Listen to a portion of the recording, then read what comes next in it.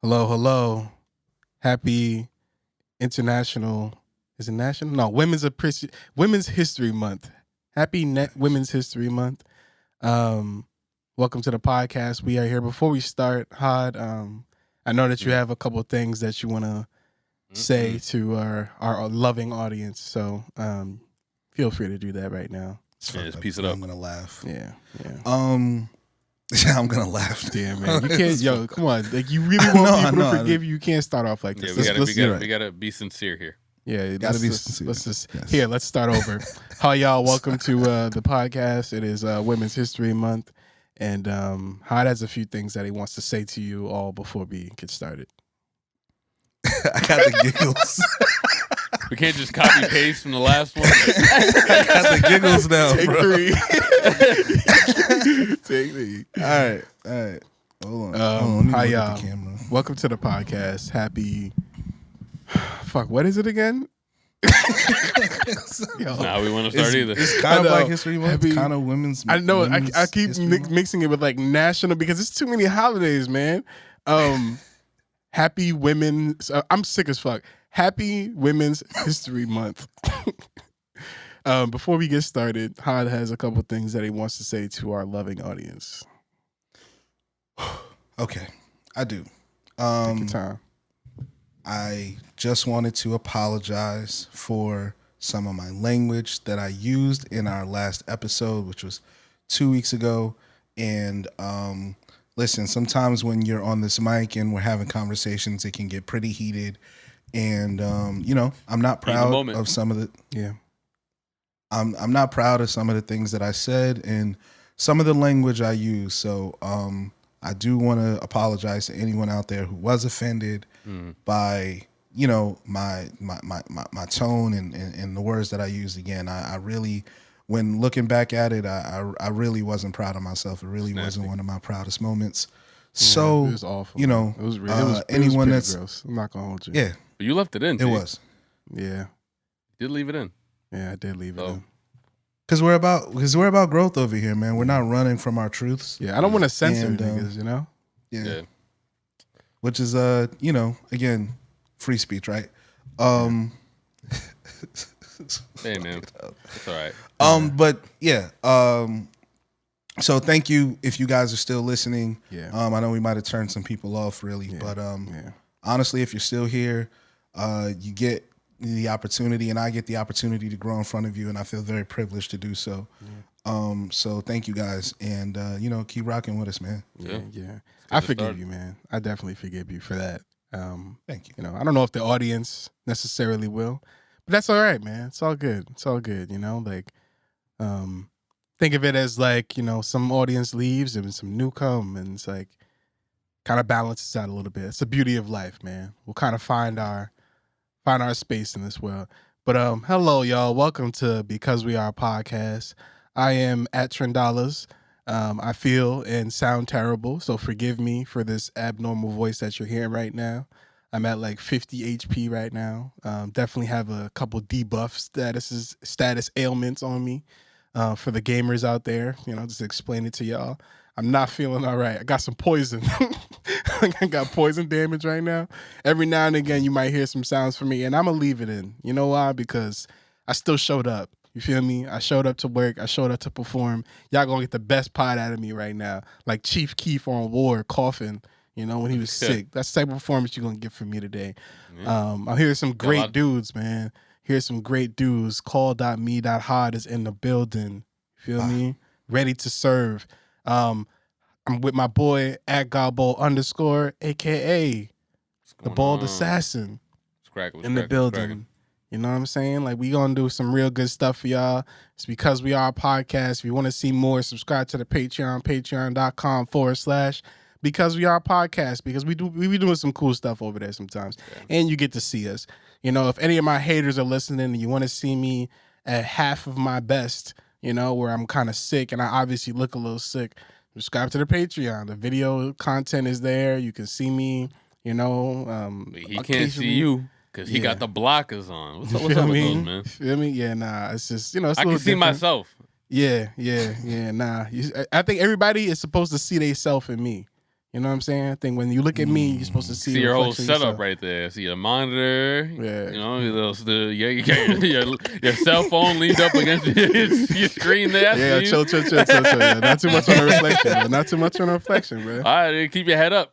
Yeah, I'm sorry. Yeah, I'm just look up like that. See your curtains. Yeah, shut up.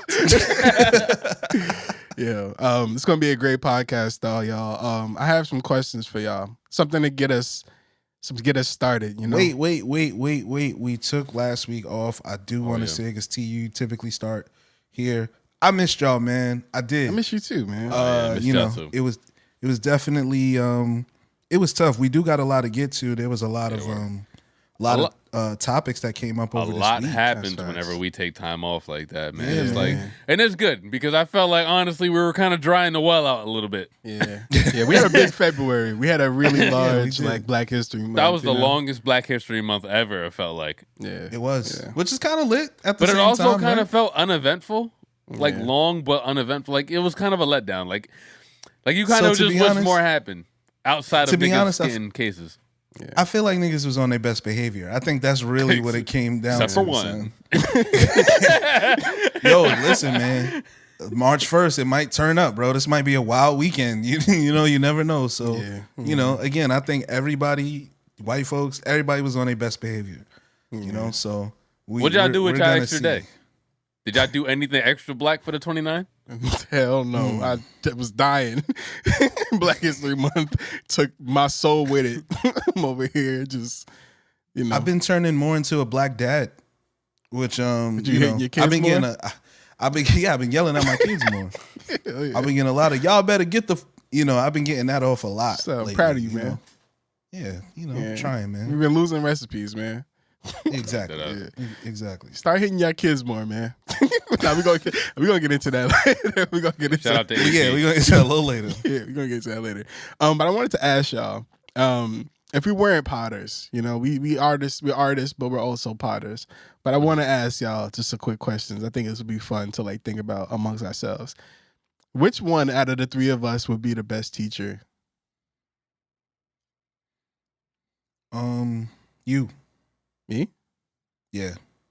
You gotta back that up. I feel like kids would relate to you well. I feel like you're very empathetic.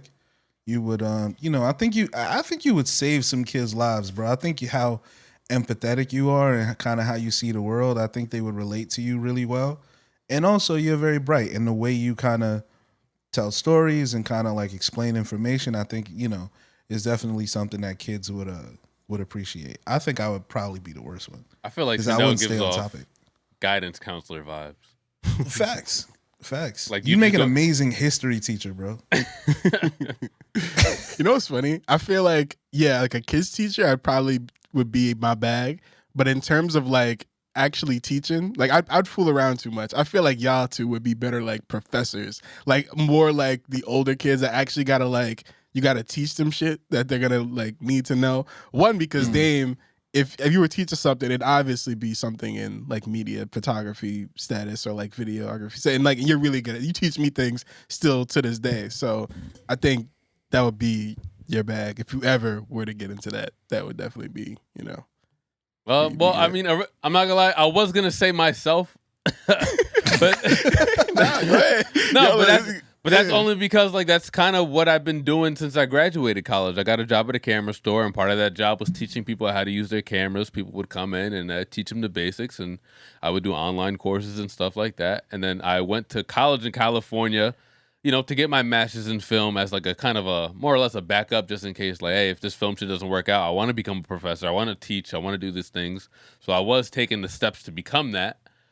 And then even now, like, you know, with my team that I have at my job, I'm always teaching the guys, like, you know, new tricks and new things and editing and stuff. So, outside of that, I feel like I can give y'all a fucking resume right now.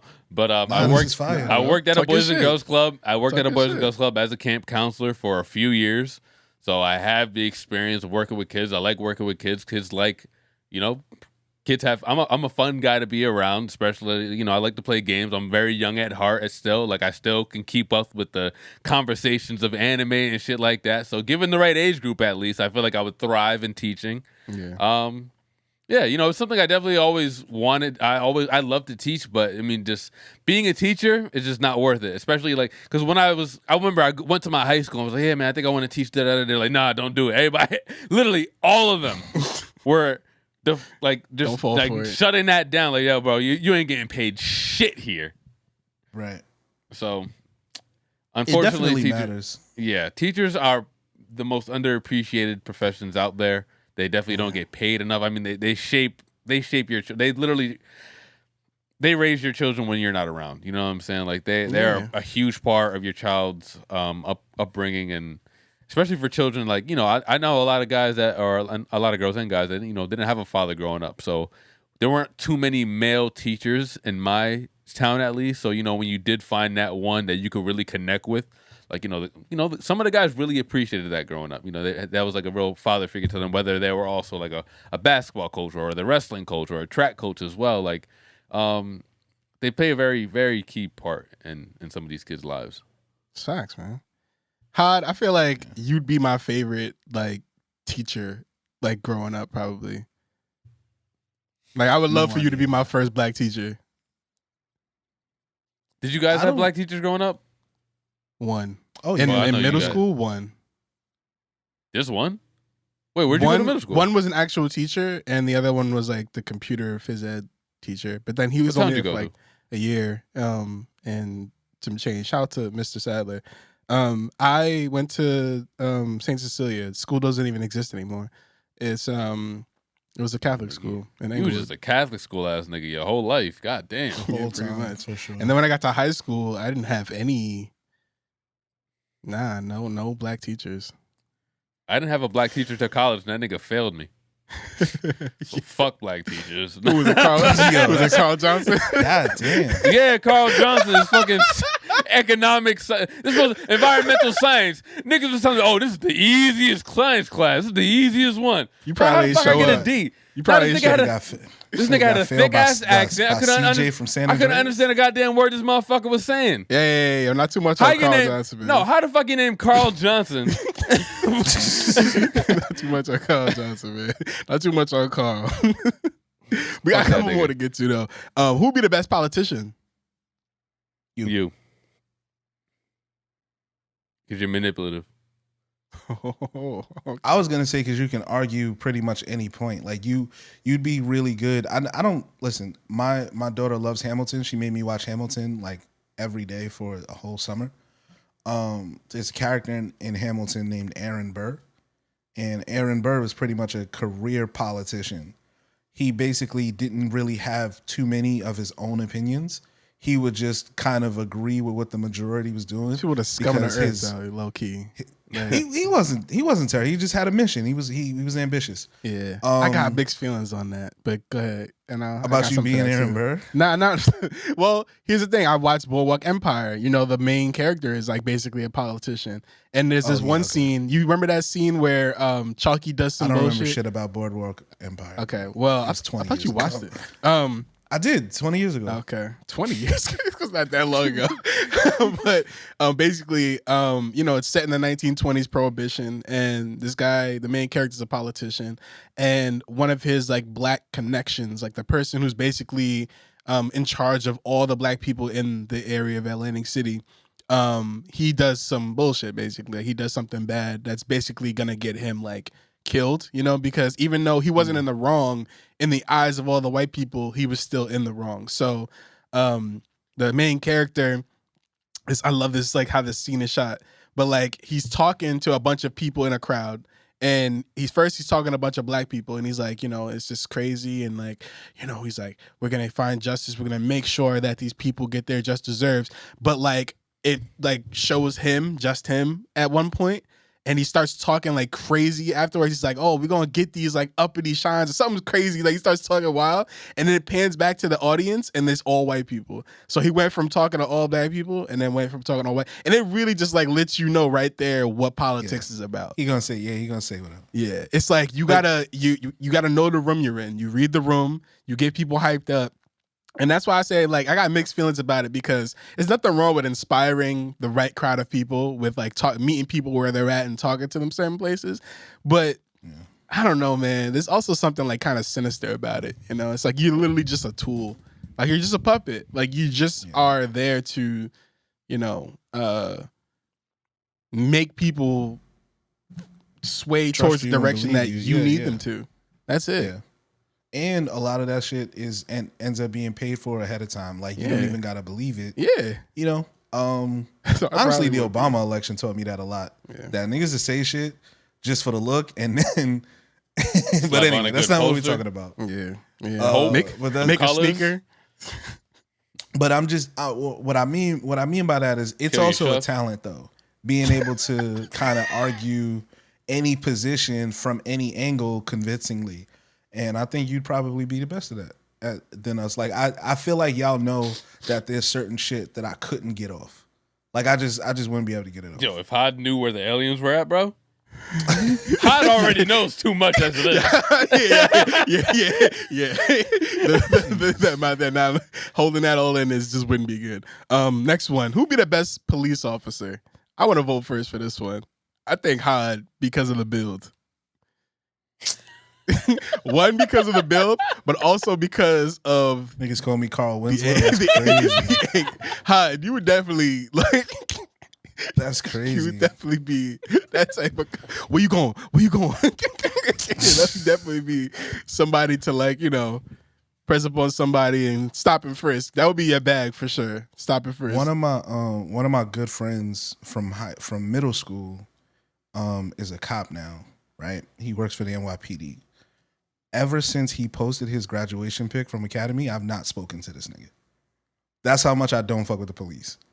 Like one of my oldest friends is now a police officer, and I don't fuck with him at all. Let's talk about in terms of the job though. Who's like the most suited for this job? I mean, yeah, probably just because, yeah. When you think of a cop, you think of like violent and like animalistic and like, yeah, you know, probably, yeah, that would probably be me for sure. I agree. All right. Who would be the best flight attendant? D, because he's skinny. Yeah. I think we're too big to be flight attendants. Now, honestly, like walking through that aisle back and forth would be hell. Excuse me. Just be mad. I'll take that. 32 times. It's like, yeah, nah, man. That would be hell. But Dame would definitely be, and he's also very polite and friendly. And I think he has more like customer service experience than all of us. I think I do have a lot. Yeah, like he's worked with like customers like more than us. So. A lot. Yeah. He has a friendly voice. He definitely like Dame's friendly voice is like. Oh yeah, when I put on my white voice, that's what I learned. I picked up that from my mom early. That high octave. Hey, yeah, like how you doing? Yeah, it gets more soft. Yeah, he definitely would be the best flight attendant. Who would be the best lawyer? I mean, if you said politician, it'd probably be the same thing. I think. Who'd be the best bachelor, like on the show? I think you again, just because like I think you'd be the stuff that you would make them do. Like you just be really creative in terms of like your challenges and the obstacles that you put them through, the mind games that you put them through. I think it'd be great. And I grew up watching Flavor of Love, so I feel like exactly. I love like, you know. It would be a group full of, oh God. Is it too early? Nah, I'm getting this off. Yeah, go ahead. It'd be a group full of white women and you would have them take a Black History test. 100%. All right, who would be? I'm gonna let that one slide through. Who would be the best Bachelorette contestant? I think I would actually, or D. Me too. No. I think Hod. I don't think I'm romantic. Not romantic, but like I'm too like when there's other. I'm not competitive enough. Like. Yeah.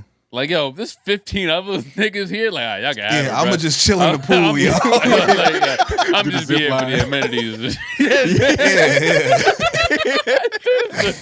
Nigga said Deuces wild. Yeah, not trying to, I feel like High 2 won because I already see like him sitting in front of like the talking head videos. The confessions. He's like, I really like Melissa, y'all. Like I feel like I really have a chance. You know, I feel like we really he take that just way too really connected. Yeah, you know? I'm extremely intense in that type of environment. You know, you put that voice on. I just really feel like we really have like a real connection more than like any of these other dudes have. You know, and like everybody be watching like, yo, who is this nigga, man? Like, why is he talking? Why is he trying to seduce all of us?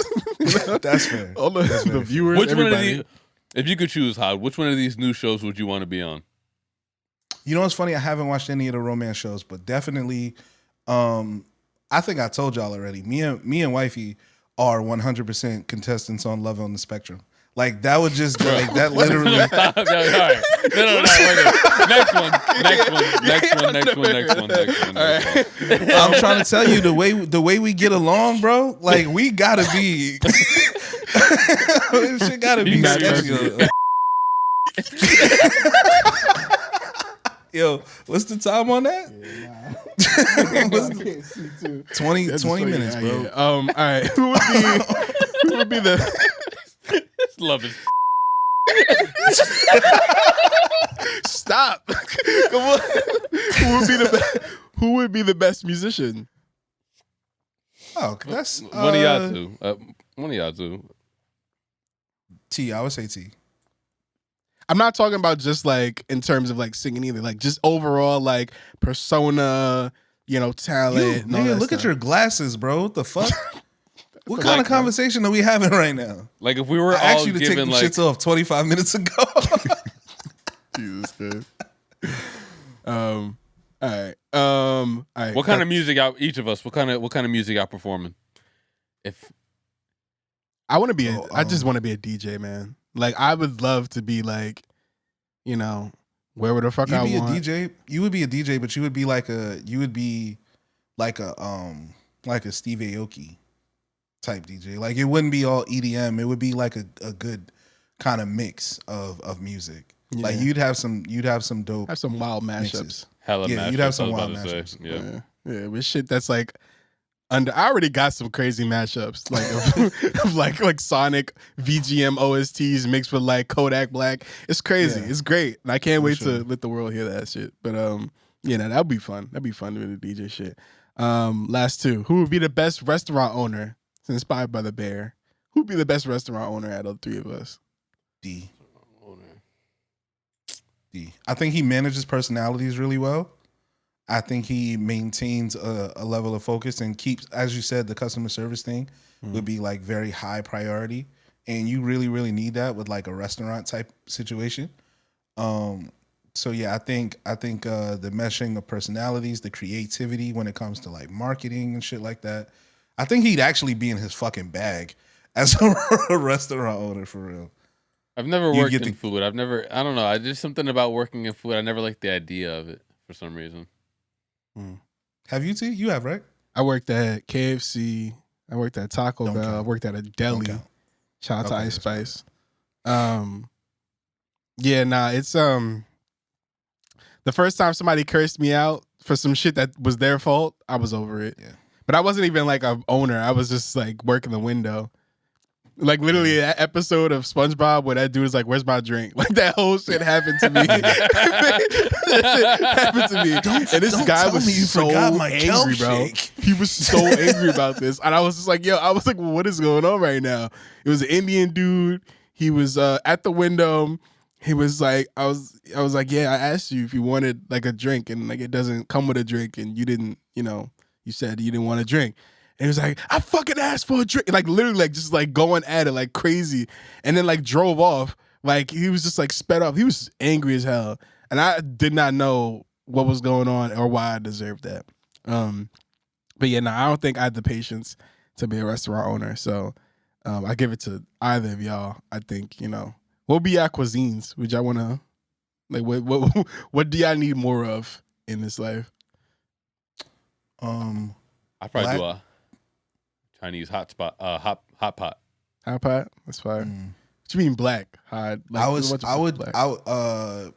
black people versions of international foods. So like black spaghetti, black tacos. Like it's meat and cheese. It would all of our ramen would have Sazon packets in it and hot sauce. Like it would just be mad black versions of international dishes. You know what? I'm not mad at that, yo. Yeah, oxtail egg rolls. I'm not mad at that. It's pretty dope. It's pretty dope. All right, this is the last one. Who would be the best head coach? Me. I hard. Yeah, I think it'd be me. Why you say that? Because I'm naturally passionate about sports, and I really like encouraging kids in environments where winning and losing is like the goal. You know what I mean? Like I think I can work through those situations with kids pretty. Because that's true, and you're honest about when they suck, quote unquote. Yeah, when they're fucking terrible, for sure. Yeah, you would love that, but in a loving way. Yeah, does it always have to be loving though? As a head coach, yes, I think so. I think it should be for sure. It always has to be loving from you, but do they have to feel that love though? No. I see what you're saying. Yeah. No. Yeah. What you think, Dame? You think as a head coach, you gotta be like, you gotta love them niggas, or you just? It depends what age group you're working with. If you're working with some young kids, you don't want to do anything that might like scar them from wanting to play that sport. You know, scare them away from playing that sport. I remember when I was like 11, 12 years old. I had gotten invited to this AAU practice, and I love basketball. It just didn't affect the way I felt about the game or anything like that. But it's just the way that the coach kind of, and I knew the coach. So when I got there and he switched up on me, it was like, yo, nigga, what the fuck? Like, nigga, you personally asked my mom if I could come here. Like, you was begging my mama for me to come here, and now you acting like a whole, like he you was got ready like a to beat whole your right ass. Yeah, I was like, what the fuck going on? Yeah. So that kind of scarred me. I was like, damn, I don't want to play AAU no more. Yo. I'll just stick to when the season come for the school. I'll do my local rec boys and girls club, whatever. But fuck that AAU shit. I'm trying to go to Patterson. Right. Yeah, we have to have a real conversation about how some of these coaches be acting with they talent, man. The athletes, like, I mean, I know, like, I've talked to athletes before, and they kind of have it in their head where it's like a tough love kind of thing, you know. Yeah. So they kind of understand it. You know, I'm so outside, like from the outside looking in, it looks harsh. But there might be a real intention to it. I mean, do y'all see the purpose in it? I know there was like a couple of things that happened recently with like some coach, but I think y'all more versed in that than I am. I think so. It also it depends on the sport. Like if we want to talk about let's talk about the situation that happened between Andy Reid and Travis Kelce on the sideline, right? Like that's a relationship between a coach and a player where honestly, like if the cameras weren't around, if they were at practice, I'm sure that's the normal thing that kind of happens at, you know, it's football, bro. It's emotional. They're in the Super Bowl. So from the outside looking in where everybody saw that as a big deal, you ask Andy about it. You ask Travis about it afterwards. They're joking. Like, oh, no, I was just telling him I love him. Oh, no, you guys saw that? Like, we were just like, that's just a thing that kind of happened. So, but then again, if we're talking like high schoolers, I don't think there's ever a time where like I see a lot of footage now of these high school coaches like putting their hands on kids, manhandling them, and that's never gonna be okay to me. Never gonna be okay to me as far as that. But I mean, if you got to talk a little shit to a kid to kind of, you know, get them to that next gear, as long as as long as you're not taking it too far, talking about anybody's dead relatives or some shit like that. Like as long as you're keeping it kind of okay, like I don't see anything wrong with kind of, you know, saying what you got to say just to get a kid motivated. I feel like sometimes it doesn't work the way the coaches intended to. I know multiple kids who stopped playing sports completely, specific sports completely, because they had a bad experience with a coach. Like I've seen that happen, and I get it. I am one of those people that you know, believes in like not necessarily tough love, but just like that motivational element. Sometimes it doesn't always have to be positive, but you also got to just kind of know your audience, right? And it has to kind of be agreed upon. In the Travis Kelce example, I'm pretty sure, that him and Andy Reid have had moments like that before, and probably have had that conversation of, yo, if you think I could be doing something better, like come at me. You know what I mean? Because we need to, they call it like foxhole mentality, right? When you're down in the foxhole with somebody, you want to make sure that they are willing to do anything to make sure y'all get to that next level.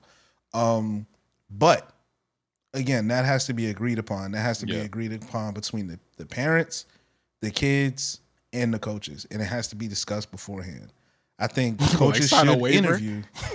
Yeah, I think you should interview. I think you should talk to those kids about your style and all that stuff. Dude, I signed up as a grown man. I signed up for a fitness trainer a couple years back, and he was just like, yeah, man, we gonna get you right. I'm thinking he was doing regular shit. This nigga was doing high interval, whatever you call training. I did not sign up for like high intensity hit training. Yeah, high intensity interval training. I did not realize that that's what we were gonna be doing. He's like, now get down, now get up. And I was just like, wait, is this your style? Is this how you? No, hold on, Unc don't move that fast. I was like, yo, you gotta have to give me a minute to get to the next position. He's like, come on, you got 30 seconds. Like, bro, nah, man, we not doing all that. But yeah, no, I think it has to be agreed upon. You definitely got to check out these coaches beforehand. And I think there's a little bit of intimidation that, again, I don't think that shit always works well. So what happened with Cam and them? Like, what's that most recent thing that just happened? So that was at a 7-on-7 tournament. And I guess and it's crazy. I don't know how old these teams are, these kids are, but apparently these are people that were on a 7-on-7 team. I think Cam was either coaching or maybe it was probably his event, but they ran up on Cam. I don't know why. I couldn't figure it out. I was trying to. I was like, because Cam has a slick mouth. Like, Cam's not afraid to talk shit to some kids. We've seen that plenty of times before. You talk shit to Cam, which a lot of people for some reason feel the need to do. Like, this dude is like fucking 6'5", built like a fucking ox. So they feel the need. 4 of them, I think, tried to jump him. He had one of them in a headlock, other one by the hoodie, kept the other one off with his elbow, was kicking the other one off the stage. This nigga, it's like they've never seen footage of this nigga trying to in the scramble, trying to get out of the pocket. Like, he was built for this, man. Like, he dodges 300-pound linebackers for a living every week. Yeah. Do people forget that clip of him fighting his own teammate and smiling the entire time he was doing it? He's not to be fucked with. No, and you know what? And well, first of all, we do have to clarify, those were not kids. They actually only look like kids because Cam Newton is so fucking big. Yeah. Those were actually grown men. And I believe that one of the comments that one of the grown men said was he was just trash talking us for no reason. Anytime somebody uses the phrase for no reason, they did not read the situation that well. I don't think anybody does anything for no reason. So if he was already there, something happened before that they probably either don't want to discuss, or they said something or set something up and it kind of just went that way. Now, I know athletes can be intense. A lot of them are. But there was no wins, with y'all going at Cam Newton. It was kind of silly. But I also do know that sports hazing is a thing, right?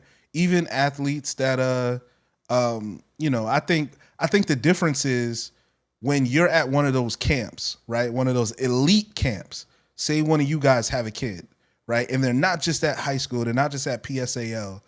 They want to go to the league. They want to go pro, right? And you sign them up for one of these expensive ass $2,000 for 4-week camps and stuff like that. And the person that's going to be dogging them and trashing them is Cam Newton or Kevin Durant or one of them. Does that change it, especially if you see it? Like, does that change it for y'all?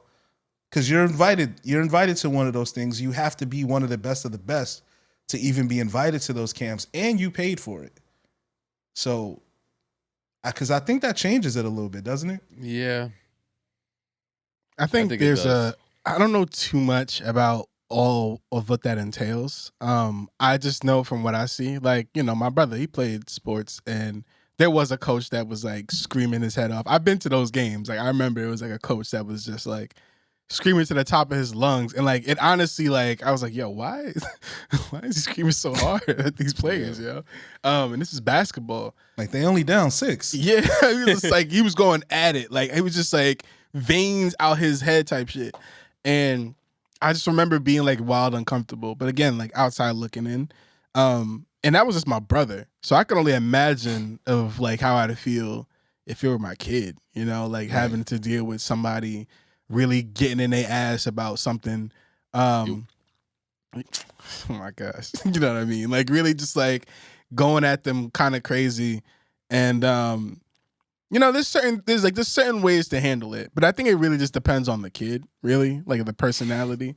Like if there's a kid where I know that they're just not gonna receive it like well, then I might give like, you know, I might pull the coach aside like, yo, like, you know, if you really like, what is the intention here? Like, if you're trying to get them to like get this, like you're actually going to get the opposite result, you know, like you kind of, there probably is a way to kind of help coaches out a little bit, you know, but you don't want to like get too involved in that sense where it's too many, you know, because like who a coach has the time to be like treating every kid accordingly based on of like how their personality choices. But if it was too much, I'd probably have to step in, you know, to say something like, yeah, and I don't think this is conducive. And I can tell you, bro, a lot of times kids don't know what's going to motivate them well. And honestly, like sometimes you can pull things out of a kid that they weren't really expecting to be there. Mm-hmm. Some kids need enemies. Like some kids need a common enemy. Like the thing that brings the team together is the fact that we all hate the coach and we all want to prove the coach wrong because he's over there saying y'all ain't shit,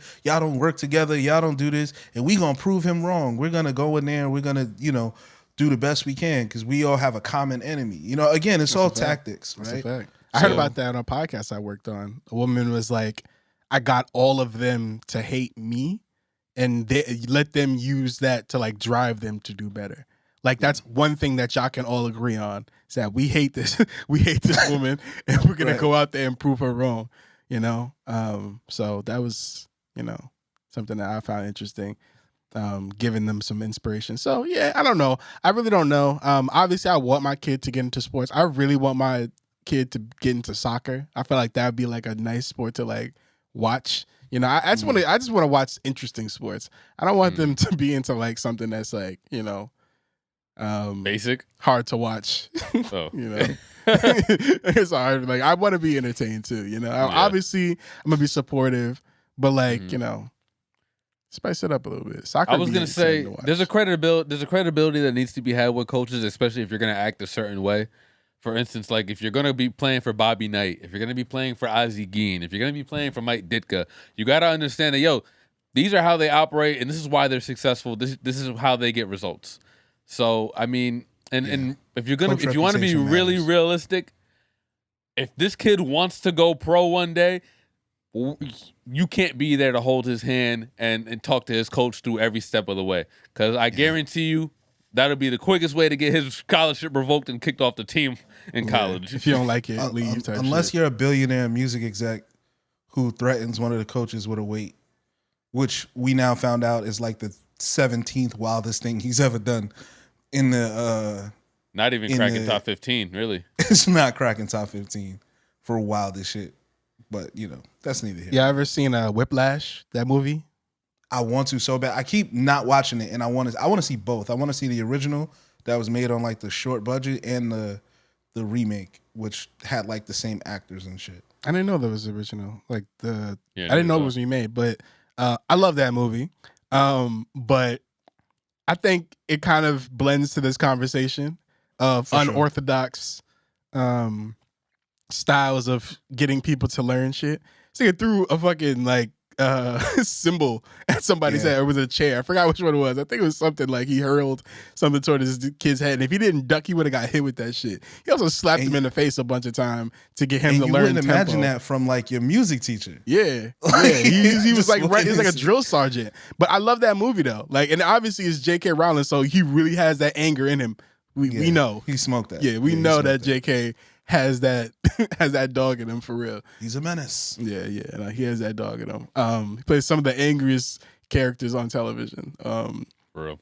But Yeah, no, I just think about that, like that unorthodox way, and like watching it, I was like, okay, like because the dude did get better, and he did get like he was like the best in his squad, you know, and it's just like, I guess you hate to see wasted potential, you know, if like you know somebody is like kind of slacking a little bit, and you can like you see that they can be formed into a diamond. Sometimes you're gonna give them that pressure, you know, so I could see that too. All in all, For sure.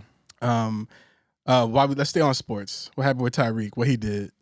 Oh yeah, so stay on camps here. So Tyreek Hill is running a camp very soon, or maybe it already passed, or something like that.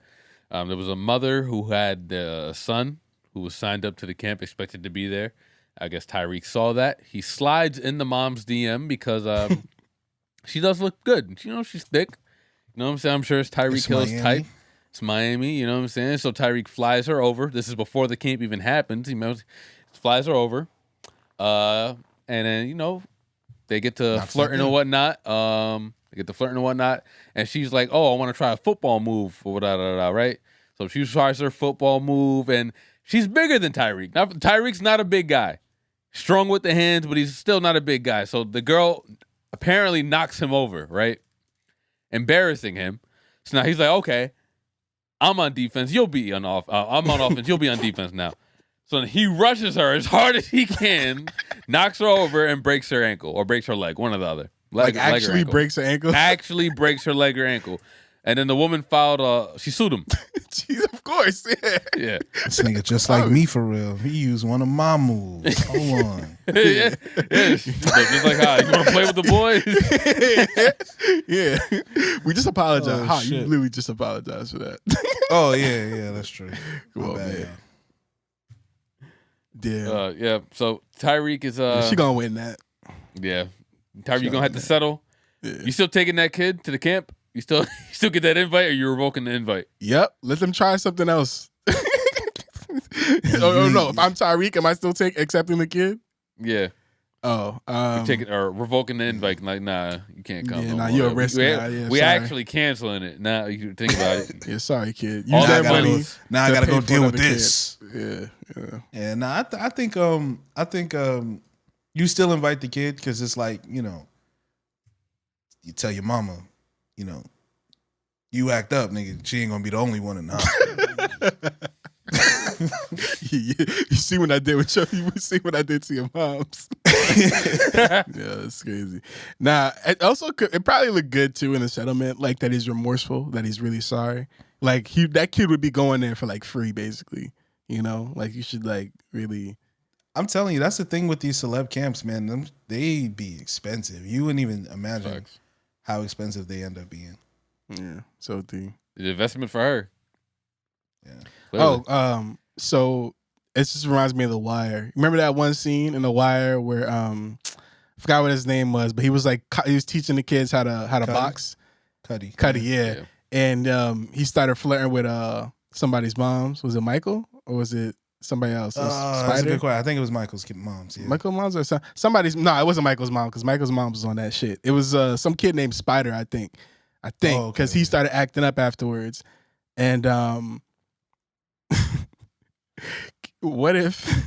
Because I've seen this actually happen. Actually happen. The answer is no. No, but go ahead.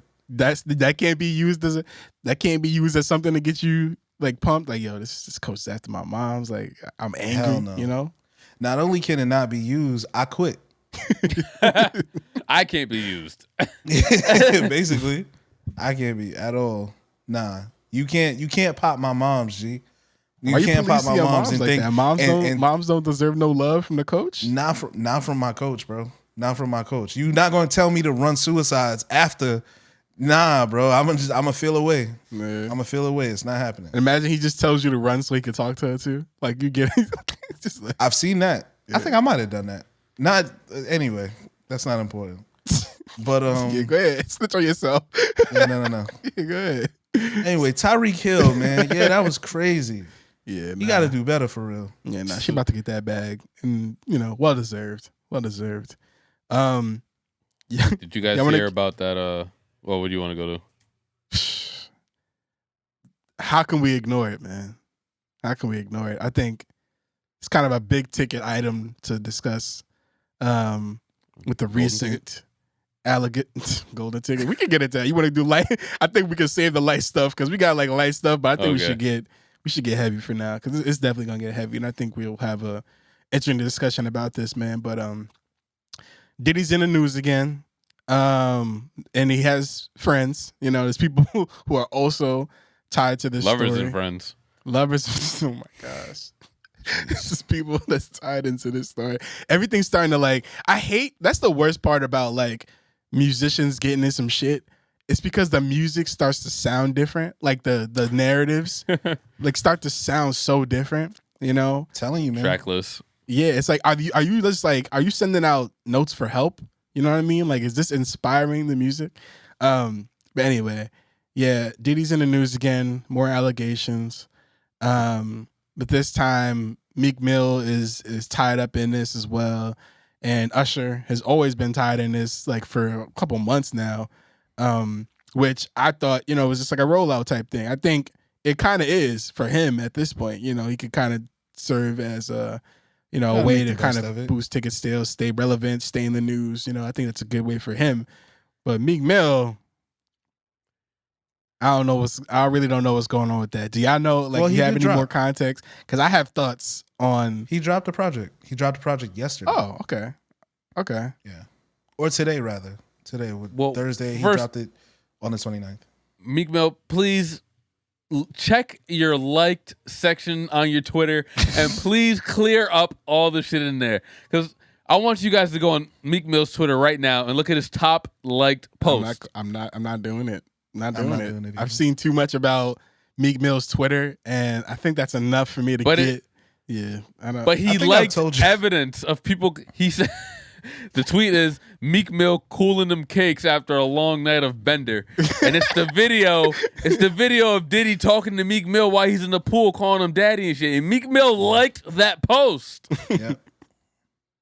Meek is one of the worst Twitter follows on the planet, bro. He's just one of the sometimes I just screenshot his shit and send it to the group chat like, can you believe this nigga? Like sometimes it don't even got nothing to do with what we talking about. He's just an incredibly wild Twitter follow. It's really rough. Yeah, man. I think and then he's beefing with academics. Like it's so annoying at this point, man. It's just a back and forth. And bad. It's bad when you're losing. You think so though? Because I feel like Ack always jumps straight to like, you know, calling niggas gay. And it's just like, all right, like what else? No, but the thing is, he got mad because academics mentioned his name when all he was doing was reading the evidence shown there. And he spent like the next 5 hours just targeting academics where it's like, yo, literally everybody is clowning you right now. It's different though. I told y'all there's a certain you shut the fuck up. There's a certain you shut the fuck up about it, right? Like you can't say anything. Yeah, everybody else can laugh and get their shit off. You can't because I've been told you to shut the fuck up. Yeah. And you're going to have to, at some point, shut the fuck up. Yeah, that one person that starts jumping in on you and it's like, I know you're not talking. Exactly. I know you're not saying something right now because I got heat on you. So yeah, it definitely might be one of those things. But something that I find interesting about this whole thing is that I feel like half the world right now hates Diddy for what he did to Cassie and all his other allegations. And the other half hates him because he might be gay or like bi or queer or something. I really don't. I feel like the biggest focal point right now is the fact that, oh shit, he's gay with these niggas and not the other stuff that was in the, what's it called? The case. Given we don't know the paperwork, given I'm kind of sus on that whole document because I'm sure you guys saw the whole thing where there was an apparent Stevie J video. This is all coming from one of the producers off of Diddy's last Love album, who's claiming that he was being harassed and sexually assaulted by Diddy and his crew. He said that Diddy forced him to watch this porno of Stevie J with some white man, and then some porn star came out and said, no, it's not Stevie J, that's actually me. So we don't really know how much is actually true. So I don't know how much of it is true. what I know, anything somebody said Diddy did, he did that shit. In my opinion. Yeah. But I think the point of because it was like sexual harassment, it was sexual intimidation, but like his ultimate thing was I didn't get paid for the work on that album. Yep. And anytime you like include that, it does kind of muddy the waters a little bit for me. But at the same time, it's just like there's a certain like ring of truth to all of this stuff, man. He had pictures. There's certain like videos. He had a picture with like Cuba Gooding Jr. looking very drunk or high or whatever, with his arm just draped around his shoulder, and Buddy just looked super uncomfortable. He just looked like, you know, when you around certain types of people and they too touchy, you know, and it just so happens that Diddy and the people he be around is like mad touchy, and it's just, I don't know, it's always a little uncomfortable. I don't think people don't like Diddy because he's gay or for whatever You're reason. right. There's a lot of people that are just using it as like a... See, so we're going to end up getting into that Kevin Spacey conversation, right? Because Kevin Spacey used the fact that somebody was charging him with sexual harassment as a rollout for coming out of the closet. And I think that's a very different thing. He was basically being accused of having an inappropriate attempt at a kid, as somebody that was like 14, 15 years old. And his statement was not that I didn't do it. It was, the truth is I've always been gay and this is my life. And, you know, I'm happy that now everyone can kind of put this to rest. And it's like, nigga, the gay shit ain't the problem. Like, there's bigger issues that you have here. And I think that's what it is. Diddy is a predator. It has nothing to do with him being gay. If he came out and said, yeah, I've been in a relationship for the last 10 years with this person and I was using these women as masks and now I'm more comfortable with myself and I could come out, everybody would be like, all right, cool, bro. We hear you. But it's that he's been intimidating men specifically into sexual acts for the last 20 years. Yeah, but it's I like think that that's a thing where much bigger people are problem. kind of using it to get their shit off that they've already felt about, like, I queer could people not in disagree general. more. That's not, bro. This is definitely like something that's happening already. It's happened all the time. Like if there's something that somebody that already doesn't like you, and you do something else that they don't like, and if the world is like piling on you and kicking you when you're down, yeah, they're gonna say some wild shit to you. You know what I'm saying? I think like it's definitely gonna any happen. type of, Because I it's think more when you- acceptable now because the people hate you. The same way I that think people look at Ezra Miller and it's like, oh, I don't give a fuck if he's non-binary. He like assaulted these women, so he's whatever the fuck, you know, he, all that shit. And it's like, I you know, actually it's think like all of a sudden your identity just doesn't matter to us because of all this other shit that you did. And it's like you keep on using that nigga. shit. Here's the thing: when you're a predator, I don't care who you are. If you're a predator, you don't get no protections. Niggas is gonna get off whatever the fuck they want to get off, and I think they should, because the worst thing you can be is a predator.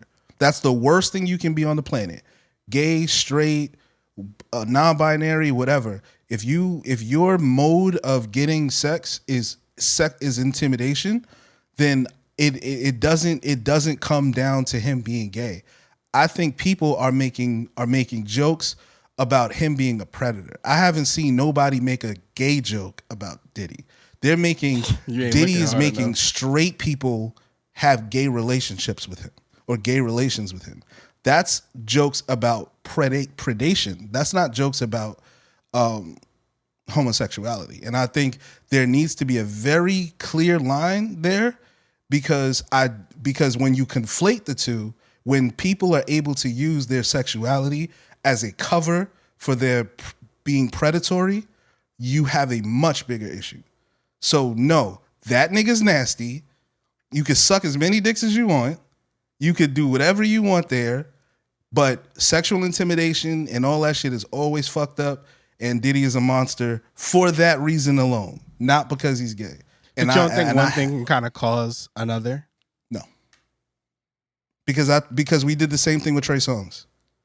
We did this exact same thing with Trey Songz. We still make jokes to this day about Trey Songz being a sexual predator.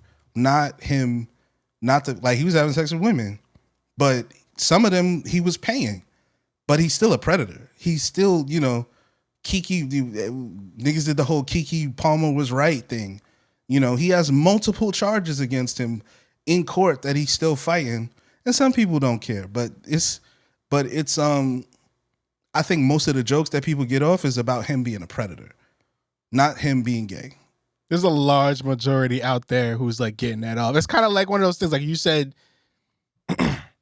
Like, for example, if you was wilding hard, if you was just doing something, if you were, actually, I don't want to put that on you. If there is a predator who is black, you know, and people are kind of using that to get off like their hatred about black people, and it's like, yeah, that's why, that's why I really don't be trusting black people. You know, it's like, you know, they can all be like, you know, rapists and predators and stuff like that. It's like, you've already had a hatred against them as a black person. And now they're a predator, it's all right for you to get that shit off. Like, and those are the takes that you're choosing to get off.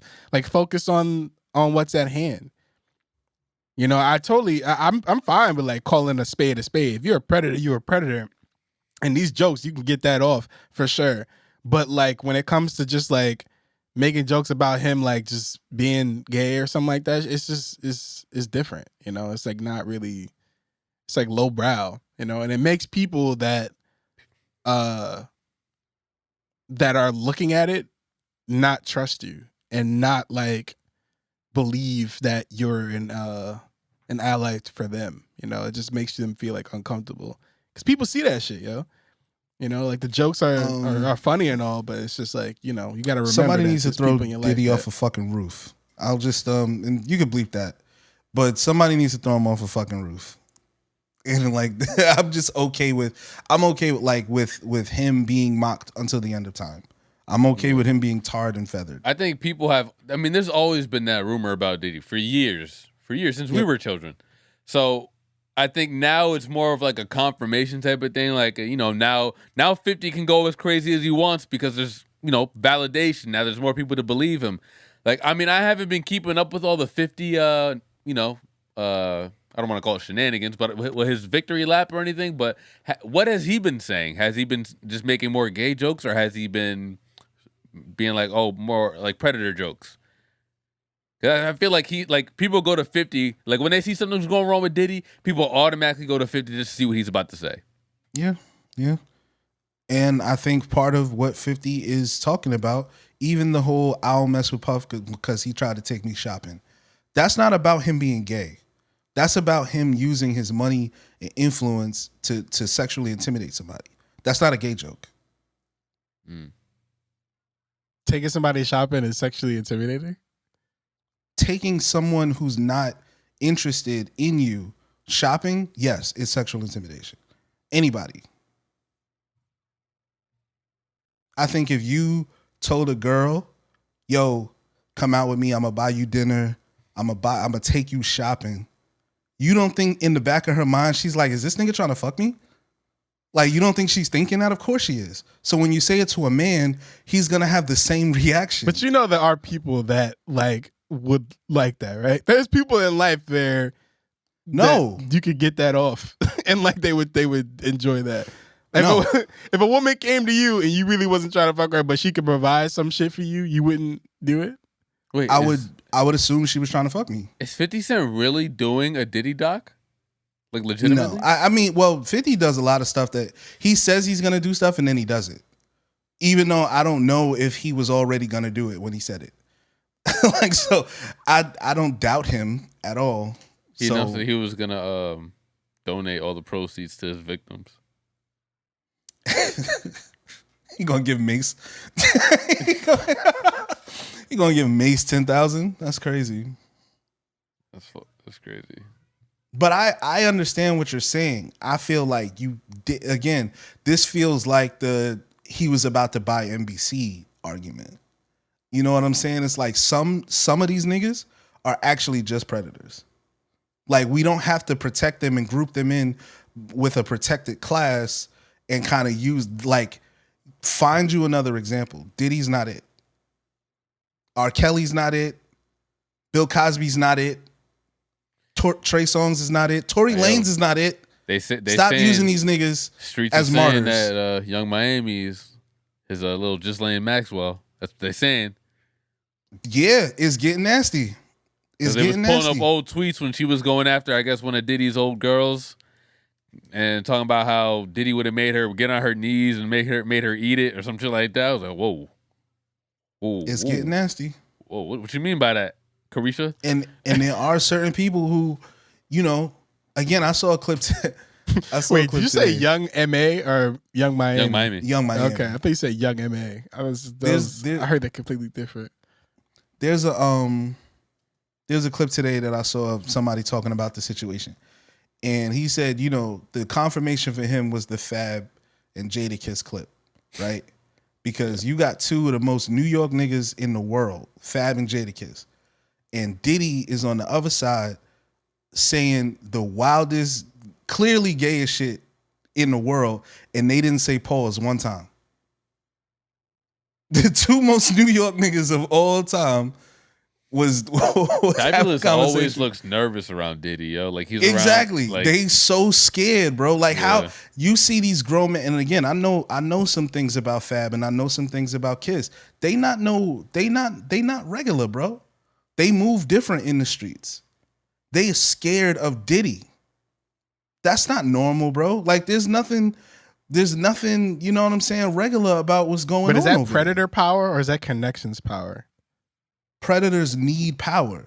No, I'm not talking about like You can't be a predator without power. I'm not talking about like intimidation in the form of something sexual. I'm talking about more so intimidation in the form of you'll never have a hit record again in your life. It's all the same thing, because when you at work and you know the boss is messing with the secretary, there's a power dynamic that, you know, that exists, and that's what makes it predatory. When your teacher you're a guidance counselor and you're messing with one of the students, there's a power dynamic that makes it predatory. Oh no, for sure. But take that same scenario and put yourself in the onlooker. Like if your boss is messing with the secretary, are you going to snitch to HR?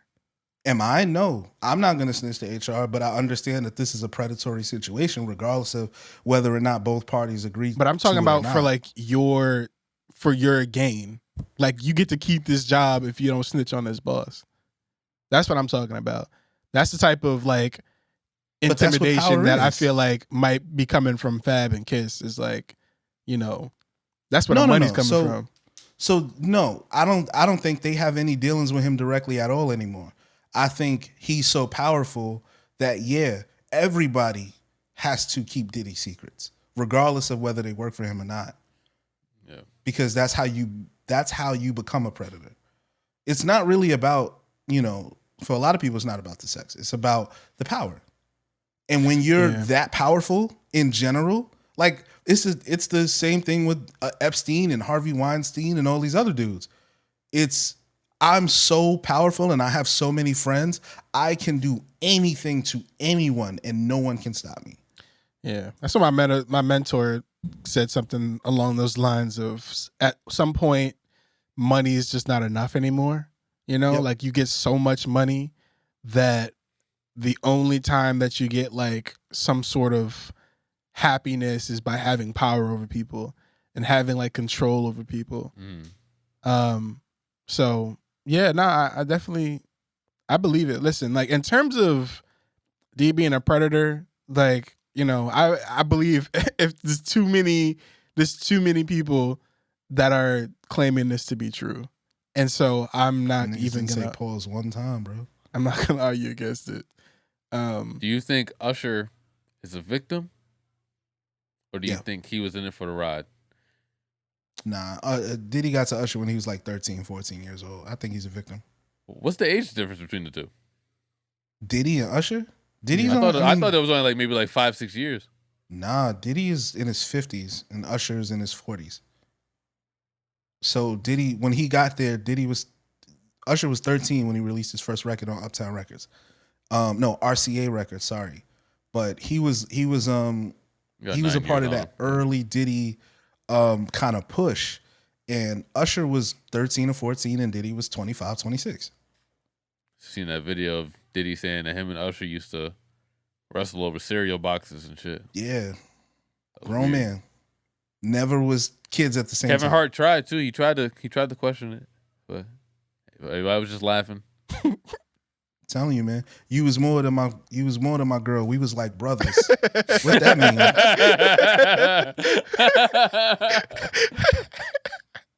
Worst bar. This nigga was singing to Usher, and Usher was on the song. That's crazy. You was more than my girl. We was like brothers. It's really crazy though. There's no like getting around that one. You know, it's funny, and I literally was trying to rationalize it because I love that song. Yeah, that song is fine. That's what I was talking about. Like things that ruin good songs. Yeah, but sure. like the writing's been on the wall, you know? Like That's these one of songs them, have to for sound like messages, you know, encoded in there.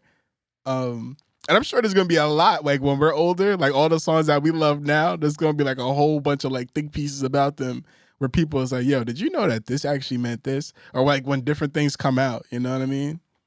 It's gonna be crazy, bro. When the AI and the robots have rights and shit, and then niggas try to play Kanye RoboCop, or they make any song about not having feelings and related to being a robot, and all that shit gets canceled. Like, that shit is gonna be nasty, bro. Yeah.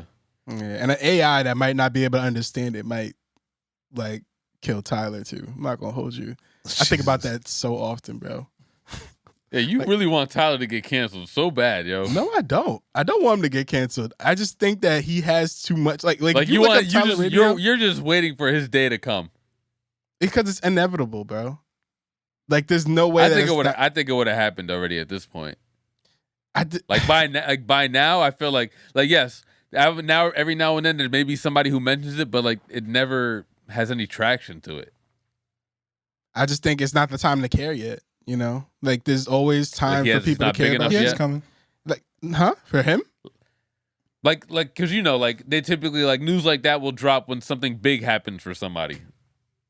No, I agree with T. I think it's just the tide hasn't changed far enough for like, and he's still a hero, right? It's the Batman thing, like live long enough to see yourself become a villain. He's still like the hometown hero. He's still like the one that the kids kind of relate to. He's big bro. Like he's Jay-Z in 09, 04, right? He's Drake in 2016, you know? So in a couple years, like where we at now with Drake, right? Is Drake not becoming the villain?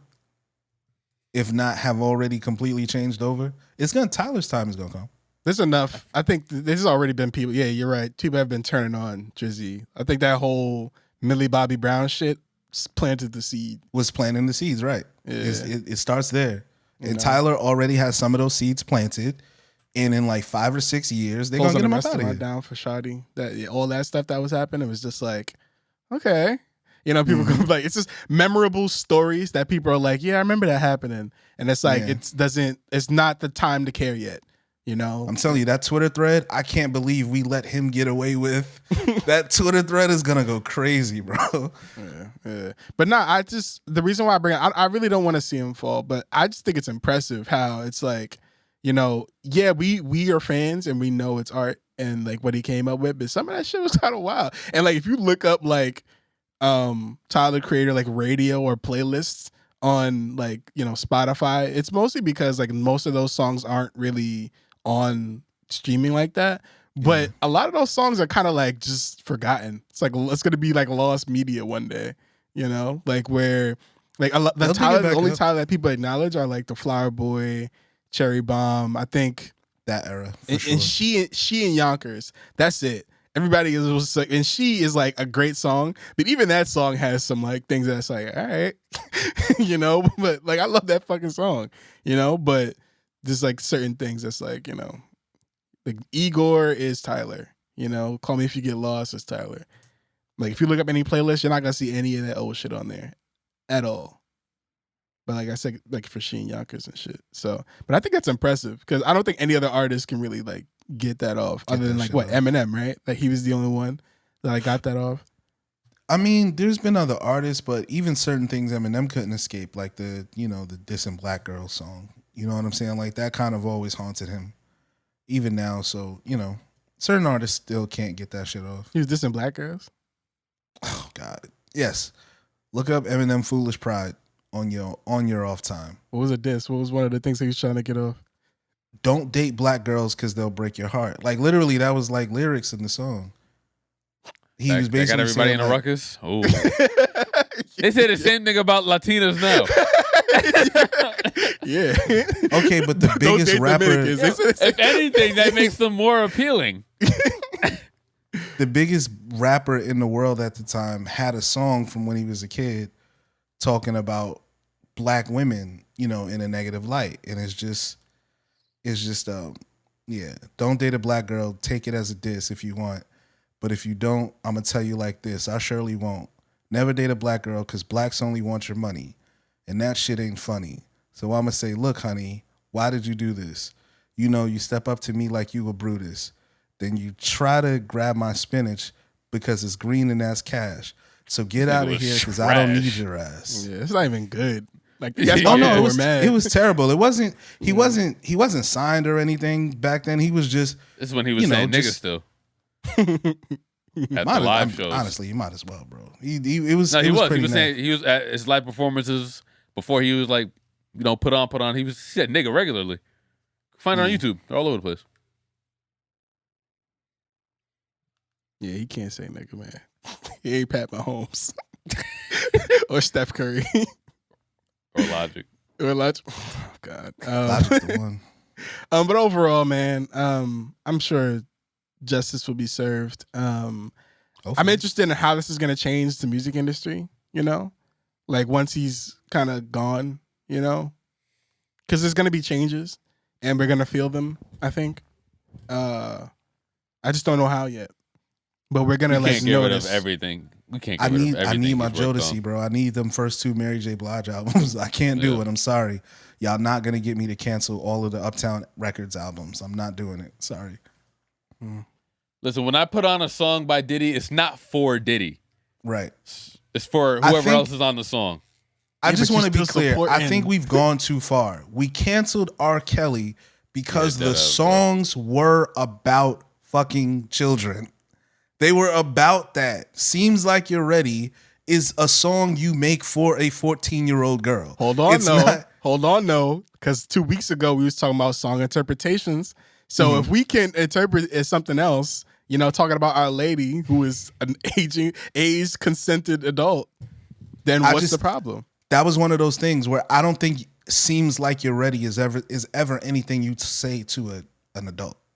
What are you talking about? Like, yeah, you ready, baby. You ready. Like, bro, grown women don't talk like I'm ready now, baby. Like that. That's you not be 21 years old. You're not grown yet. I mean, you know what I'm saying? Nah, bro. Seems Like You're Ready is about fucking a kid. I don't care what nobody says. Nah. It is. So is age ain't nothing but a number. Now that's bugging. That's crazy. That's a better argument for what you're talking about. But Seems Like You're Ready. You got to get shawty ready. Like you seem like you're ready. R. Kelly songs. We canceled them R. Kelly songs because they were alluding to having inappropriate relationships with kids. But there's no lyrics and Seems Like You're Ready. Usher was 26 when he made Seems Like You're Ready. That seems like a good age where you could, still get that off. Nah, I've never. You've never dated a woman. Usher, yeah, I'm in R. Kelly. Might as well. You've never dated a woman and remember? Was telling your bro like, yo, bro, I ain't gonna lie, seem like she ready, yo. Like you've never gotten that off. When you say it like that, it's like you've never gotten that off. Like, be honest. It's let me lick you up and down, make you feel like a woman should. It seems like you're ready to go all the way, girl, all the way. Don't be scared. I'm not gonna hurt you. Damn, I want to do all the things that you want nothing me but to a number. do. She says the same thing about going all the way. Bro, he's talking about fucking kids, bro.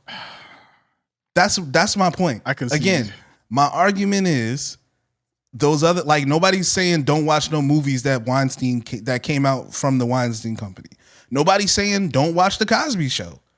Canceling is because you don't want to support the art when the art was specific to the act.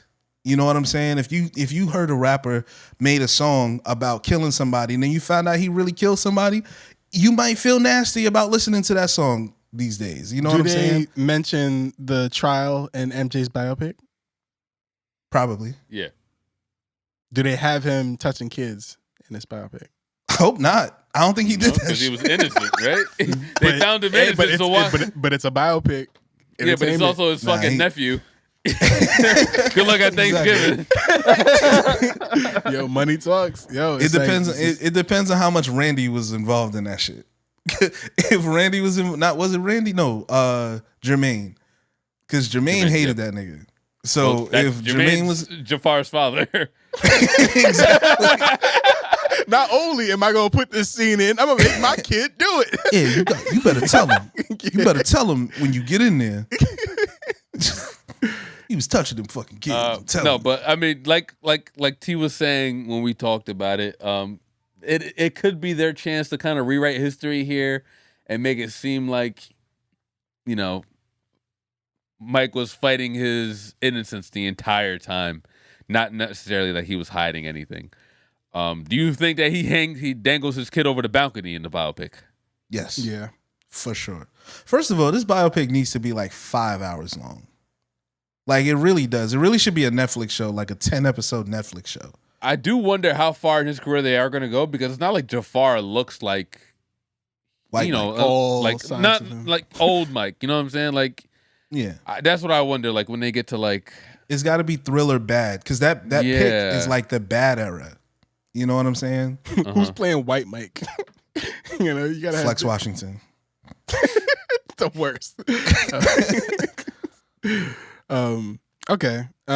We can definitely get off this. Let's just get lighter, man. Let's talk about. I actually have to apologize about something. what's up? I want to apologize for counting out the live action version of Avatar: The Last Airbender. But I'm apologizing for very specific things because I still stand on some business here. So I want to say that I apologize for saying that I won't give the show a shot, because I did, and it was very well made. I think that they put a lot of time into it, and the bending was great, and some of the atmosphere, like they put a lot of effort into building that world, and so I do apologize for saying that it was gonna be ass, because it was not ass. But I still have gripes with it, which we'll get into it.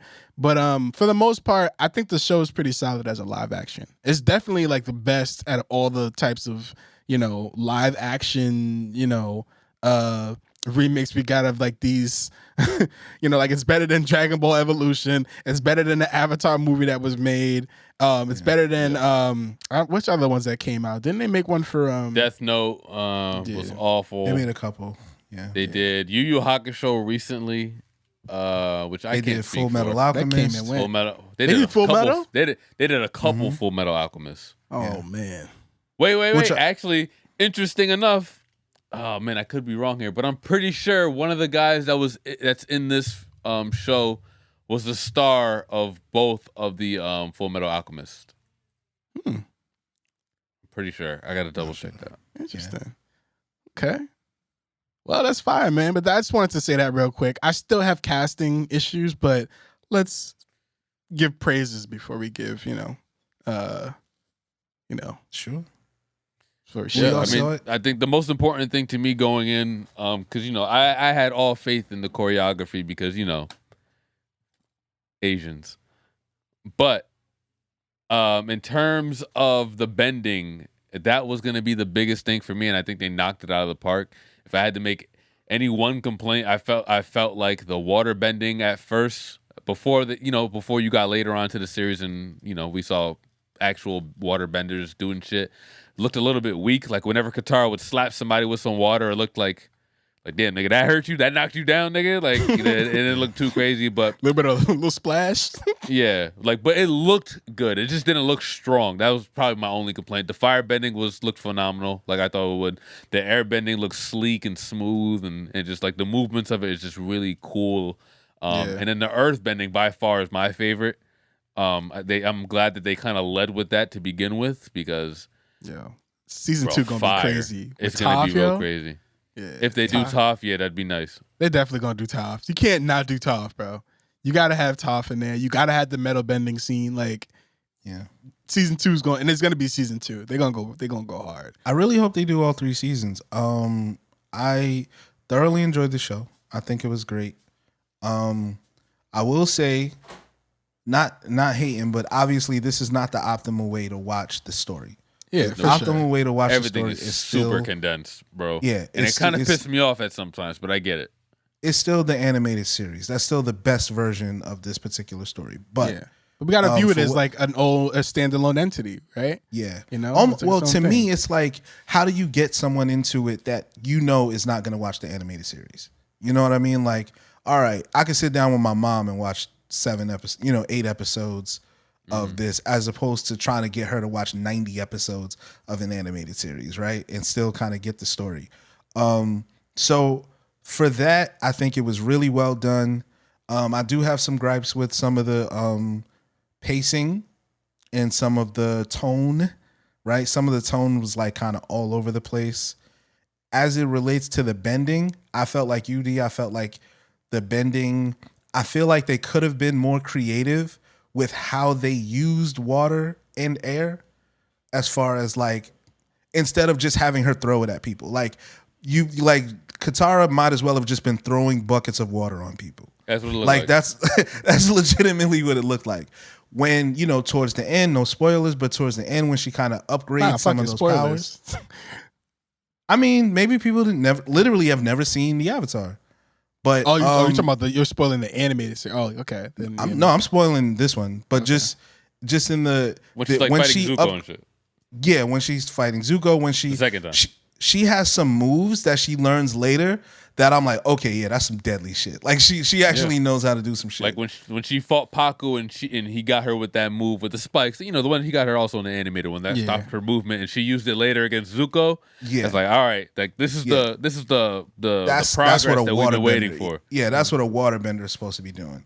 And I really, other than like Aang being in the Avatar state, and even like his fight with Boomy, I feel like they were exaggerating how much those moves would have hurt some of those characters.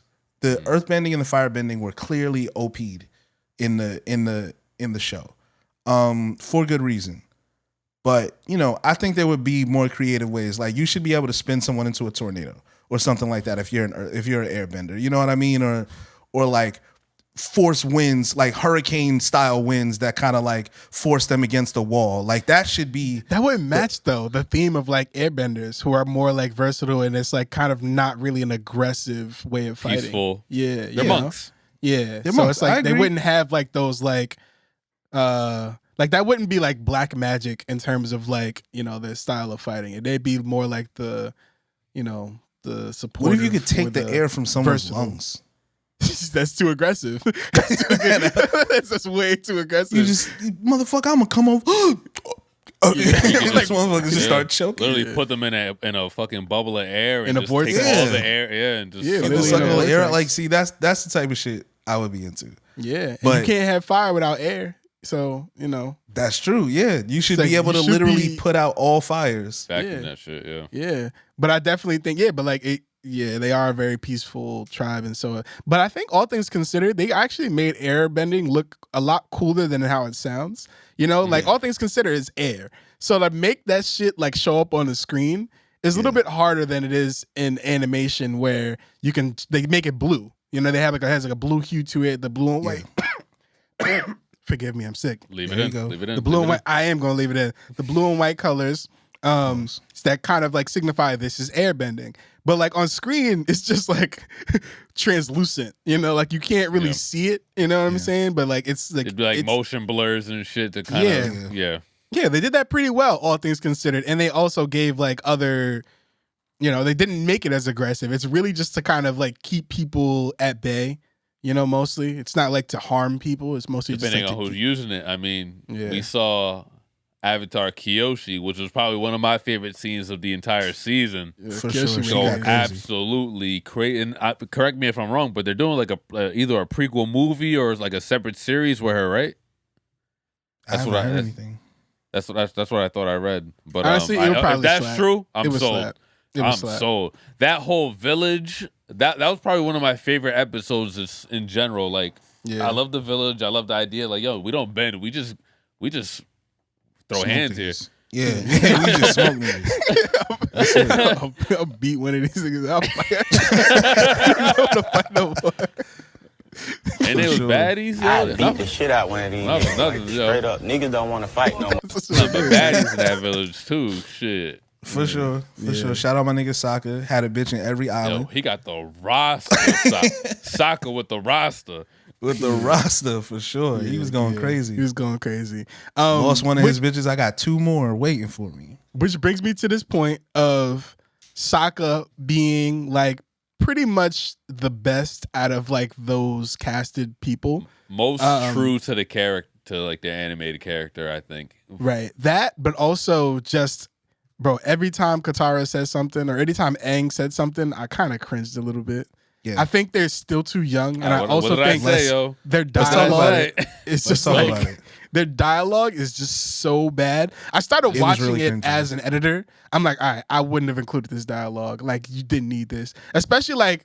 Yo, I think the perfect cut, like for example, like in the later season when he's about to fight, or Katara's about to fight, homeboy that didn't want her to fight, Paku. Puka. Yeah. So I think that Puka Nakua. Puka Nakua, yeah. But Katara's about to fight Puka Nakua. It would definitely fit. That's definitely a name that would fit in the Southern Water Tribe. But I think that like they didn't have to have all that like going up to it, you know.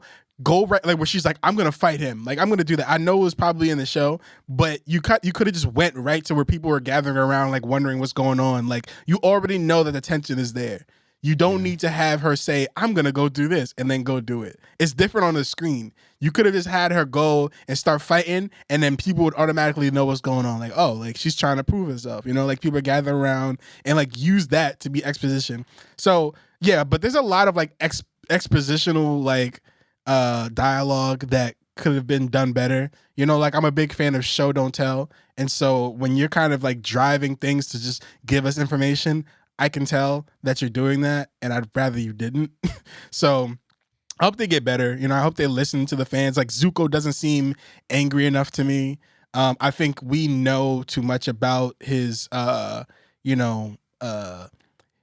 wanting honor is still great, but I think that he doesn't have enough rage for me. And I think we see him a little bit. Yeah.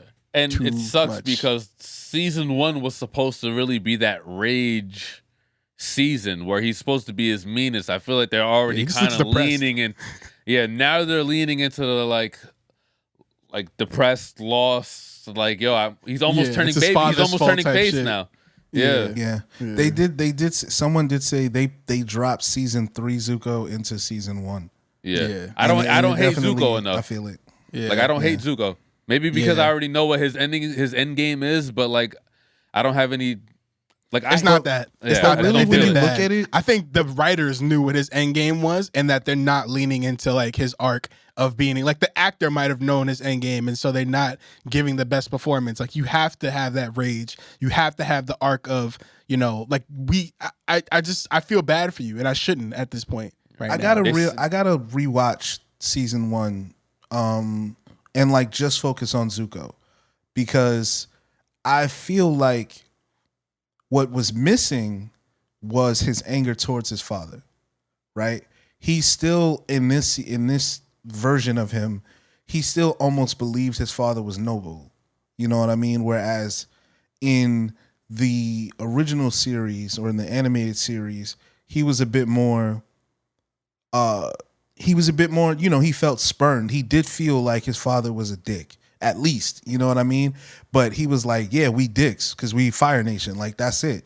You know, whereas in this one, he was almost like into the propaganda of like his father's a noble man and don't say anything negative about him, and it was kind of like that's a different emotion, really. Yeah. You know, he thought he was on a noble quest, whereas in the animated series, like, yeah, no, we fucking shit up because that's what we do.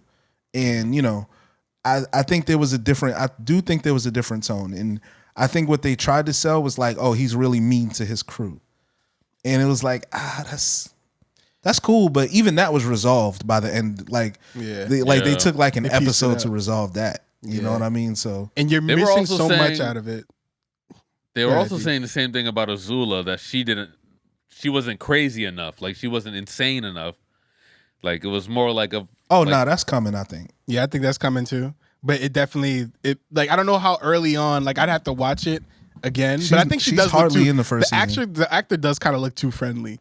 I think Azula, and also like the sound design, like there was a whole compilation that somebody made of like every time Azula was on screen, there was like some dissonance in the scoring and the music that like kind of subconsciously made you know that this girl is crazy, like she's whacked out, which is something that they don't really do in the show. She reminds me of the daughter that played in I always fuck up. Everything Everywhere All at Once. Yeah. She kind of reminds me of that sense.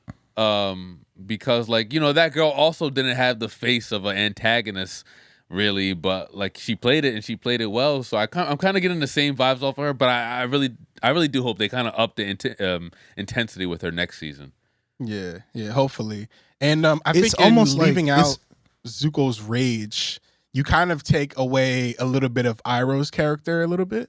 Like I think like having the contrast between Zuko being this like rageful, I believe in the Fire Nation's superiority and my father's teachings and stuff like that, versus Iroh's complete opposite. I just want to drink tea. I'm supporting you because you're my nephew, and I'm Fire Nation, but I'm not really like y'all. I'm built kind of different. Like I'm more on a different side of things. Like that is supposed to be what kind of like tones him down. Basically, Uncle Iroh is the dad that Zuko needed. But you kind of have to let him play that role by having Zuko be a rageful person and having Iroh be able to like, calm down his flames a little bit. But I kind of feel like Iroh was played a bit more angry as well.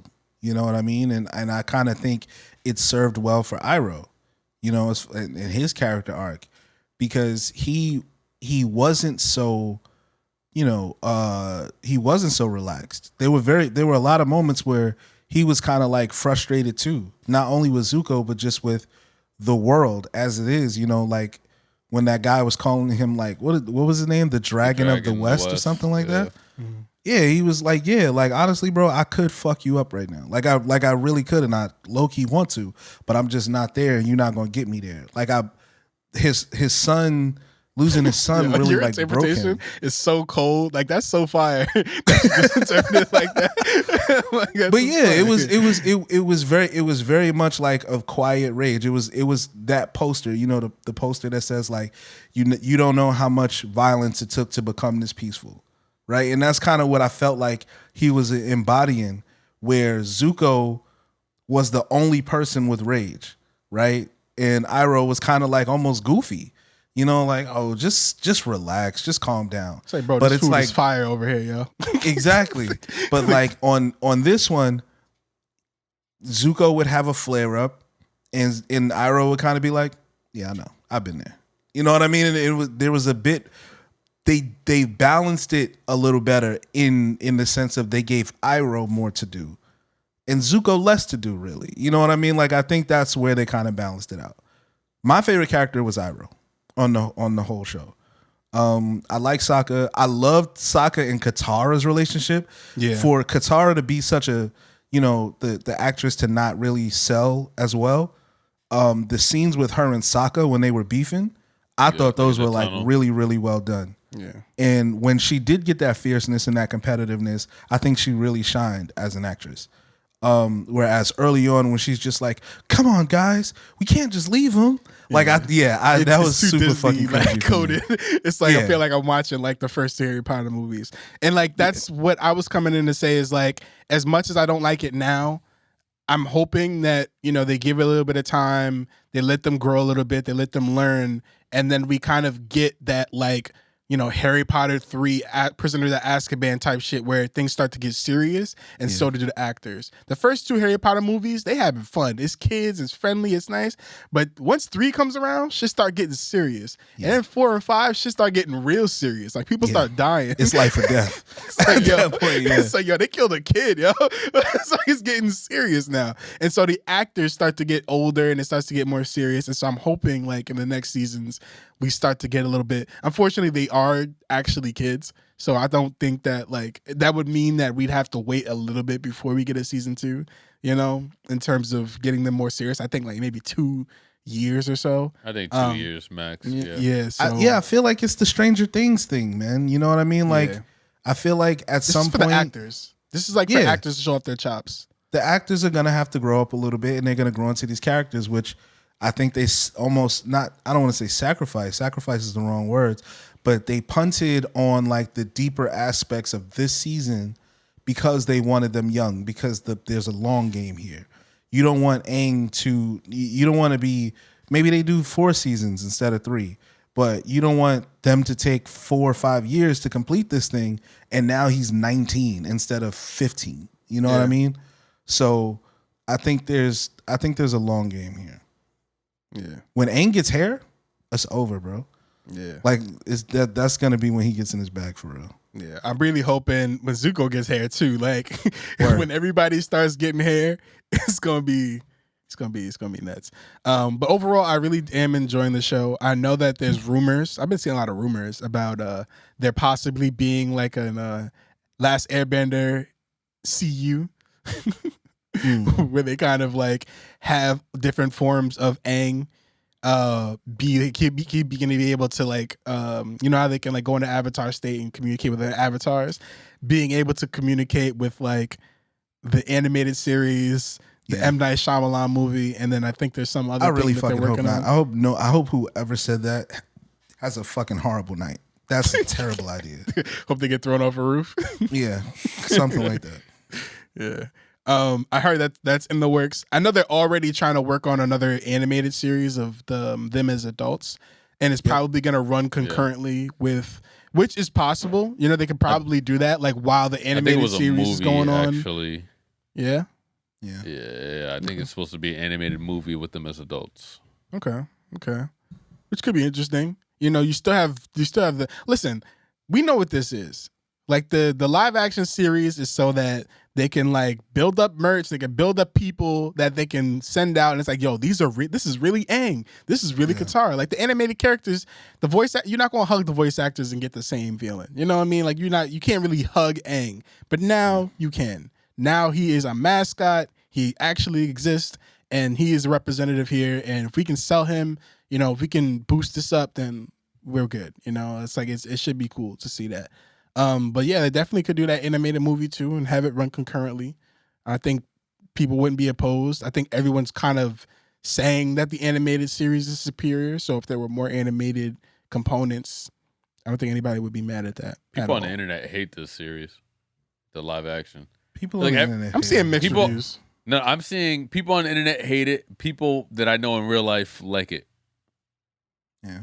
Same. I'm seeing that too. I do got a buddy who we actually talked about it a lot.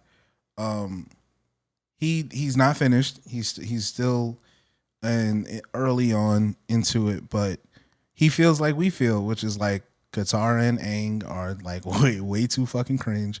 And I kind of feel like, is that not because we were kids when we were watching this shit? Okay. I was skipping through. I have not spoken to a child that has watched this show to get their opinion. But maybe that shit hits when you 7, bro. Yeah, we gotta have a kid on here. Ask some conversation. It might hit. Yeah. Good point. Hopefully the show goes well. Hopefully people are enjoying that. Go check that out. It's on Netflix, y'all. But don't pay for Netflix. Watch it some other way. All right. So, while we talking about Netflix shows, did y'all get to see the Vince Staples show yet? I did not.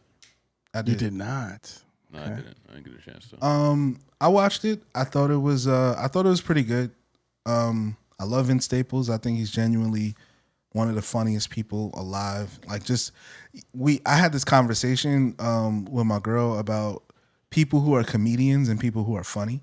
Like there are people who are funny that aren't comedians, and there are people who are comedians that aren't funny, right? Facts. And Vince Staples is one of those people. He's never telling you a joke. He's never telling you a joke, but he is hilarious. And I kind of think the show might have suffered a little bit because it wasn't funny, right? And I think it wasn't funny because he didn't have any comedy writers.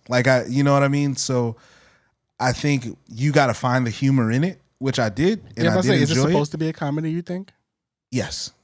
I think it's supposed to be a comedy. I think all these shows are supposed to be funny. You don't think it's supposed to be like some surreal? Who made like, this? Is this a Kenya Barris making? Yes. Kenya Barris was involved, yeah. Is involved. There you go. Yeah, he's supposed to be funny. But Funny-ish. that was a great shot. Yeah, what? That was a great shot. Yeah, one thing about my nigga, man, he always gonna have the one-liner jokes. He got that one for sure.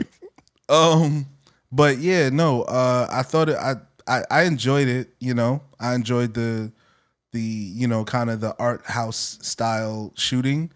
I enjoyed some of the plot lines.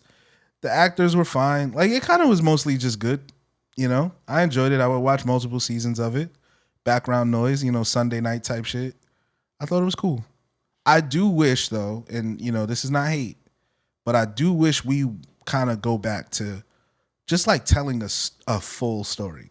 You know, just like a full scripted. Like I want to be able to follow it. You know, this kind of surreal comedy style things that all of these celebs are doing. You remember like the Eve show or like Living Single, you know what I mean? Like these were characters and, you know, you kind of lived with them and things happen and, you know, it kind of led into other things and there was an arc, right? Where I feel like there was no arc on this show. And I feel like a lot of these shows these days don't really have an arc. But it's 5 episodes and I'm sure he intended it for more. So I don't think we're gonna see anything like that, especially, and when you Dame, I'm sure you can kind of relate with this to me because we worked on the web series. So we know bounds and we know like kind of restrictions that we have. But when you know you're given like a certain amount of time to tell us a full story, you kind of got to take some shortcuts. You know, you kind of got to like yada yada some things, but still make it feel like a story that's consumable. So when you're looking at like this show, which is it's 5 episodes, 20 minutes a pop, basically, you know, you don't have the time to be building out a bunch of like plot holes and a bunch of stories. Like you got to go within your means. I'm Vince Staples. This is the Vince Staples Show. It's a show about some scenarios that I be in, you know, like I give you 20 minutes of me in a bank. I give you 20 minutes of me at a amusement park. I give you 20 minutes of me running away from my childhood rival or some shit. Like that's really all you have. Given like, I haven't seen it yet, it feels like almost like you guys are speaking as if like it feels like a pilot almost. Like, yo, this is like a pilot season of like shit that I could do as an actor. I haven't had a main role before. You know, I've played Maurice, a side character, a recurring character on Abbott sometimes. You know, I've made appearances here, appearances there. I think he was in that new freaking White Man Can't Jump. Nobody saw that shit. You know what I'm saying? So I think he was in Fresh too. I think that was a movie that came out a few years ago with the kid who plays Miles Morales in the Into the Spider-Verse. I can't remember the name. Him. Holy shit. Yeah. Vince was on that show too. Oh, well, that movie. He was in that movie. I agree. I think ultimately but it feels like 5 separate pilots for like 5 different shows. Nah, like cool. It's the same show. It's just about him, bro. It's the Vince Staples Show. It's him in these scenarios that like it's, and he's not really the star in them. It's just like these scenarios that's just like I'm in this scenario. Non-linear scenarios. They're non-linear. Nothing. None of the episodes blend. It's just and that's kind of my point. It's just 5. It's like a variety show almost. Yeah, you know what I mean? It's not like Atlanta at all because Atlanta had some like structure in the beginning, right? And kind of like, you know, started to become more like even then, like even in the last 2 seasons, it still had a bit of like past, dealing with like these characters. But in this show, it really is just like 5 different days that Vince Staples has some shit going on. Yeah. And like that, there's none of them really connect. The only connecting factor is him and his girl's relationship. Yeah. Like that's the only thing that stays, like that you see some sort of like, okay, he's building towards something here. He's trying to like, he's trying to like make a statement out of him and his girl's relationship and what it means and stuff like that. Like that's the only thing that's like consistent in the series. Okay. But I found it funny. I mean, I found it funny, and I'm not gonna compare it to Atlanta. I'm not gonna compare it to Dave, because the only thing that is the only thing that it has in common is that you have a person who is a star, a well-known person, and you gave him a show, and there's a rapper specifically. Yeah, a rapper in a surreal world, and like that's supposed to kind of model real life. Yeah, and shit happens to them. It kind of builds out their world a little bit, And that's really it. It's not there's no real similarities. Does this seem like a one-off to you guys, or do you see more seasons of this? Nah, I don't. I don't think it's. Wow, we disagree. Unfortunately, okay. I don't think it's gonna be that. Like I don't. How do you think they do come back? You think they try to like do something more linear, like that was just like a test run, or that was just like a feeler? I would like them to, but I don't know if that's what Vince wants. But listen, like I said, I've enjoyed this show. And I'd watch a couple seasons of it. So we'll see. A couple seasons. That's it's adventurous. 20 minutes a piece episodes. Like I think he said that this season was supposed to have 10 episodes. Yeah. I believe. I think it's a budget thing. He wasn't gonna not pay people what they were supposed to get paid. He would just do less episodes. It was episode 2. Where, he was in the bank talking to, I think that whole interaction that he had with that bank guy is a similar conversation he had with Netflix or like some other network, probably. Right. I think that is the joke, to be honest with you. Okay. But, we'll see. We'll see what happens. I hope it does, because I think he's really talented. And I think he has a lot of talented people he's connected to that can help him with this. Like he said that he talked to Donald about, writing and getting these things, like getting some inspiration from that. And I'm sure he's also he's connected with Quinta somehow, because you had mentioned how the Zach Foss Easter egg, and Zach is starting to get his shit up with Abbott Elementary, coming more. Did you of catch a it on character. the rewatch? Did you catch it again? I didn't rewatch it. Okay. Yeah. But yeah, it was literally first 2 minutes. There was an Abbott Easter egg, which I thought was cool. Yeah, no, that's cool. So you see that in the vision for like recurring, or him wanting to be in a universe with all these other shows. Yeah. Which could be cool. Surprised that Netflix let that shit fly too. Good for them. Yeah, almost like they didn't know it existed. Yeah, like they probably didn't know. They probably didn't know like what the they fuck had no idea what they were referring to. Yeah. It's that rapper brain. Yeah, got that off. Got the bars off.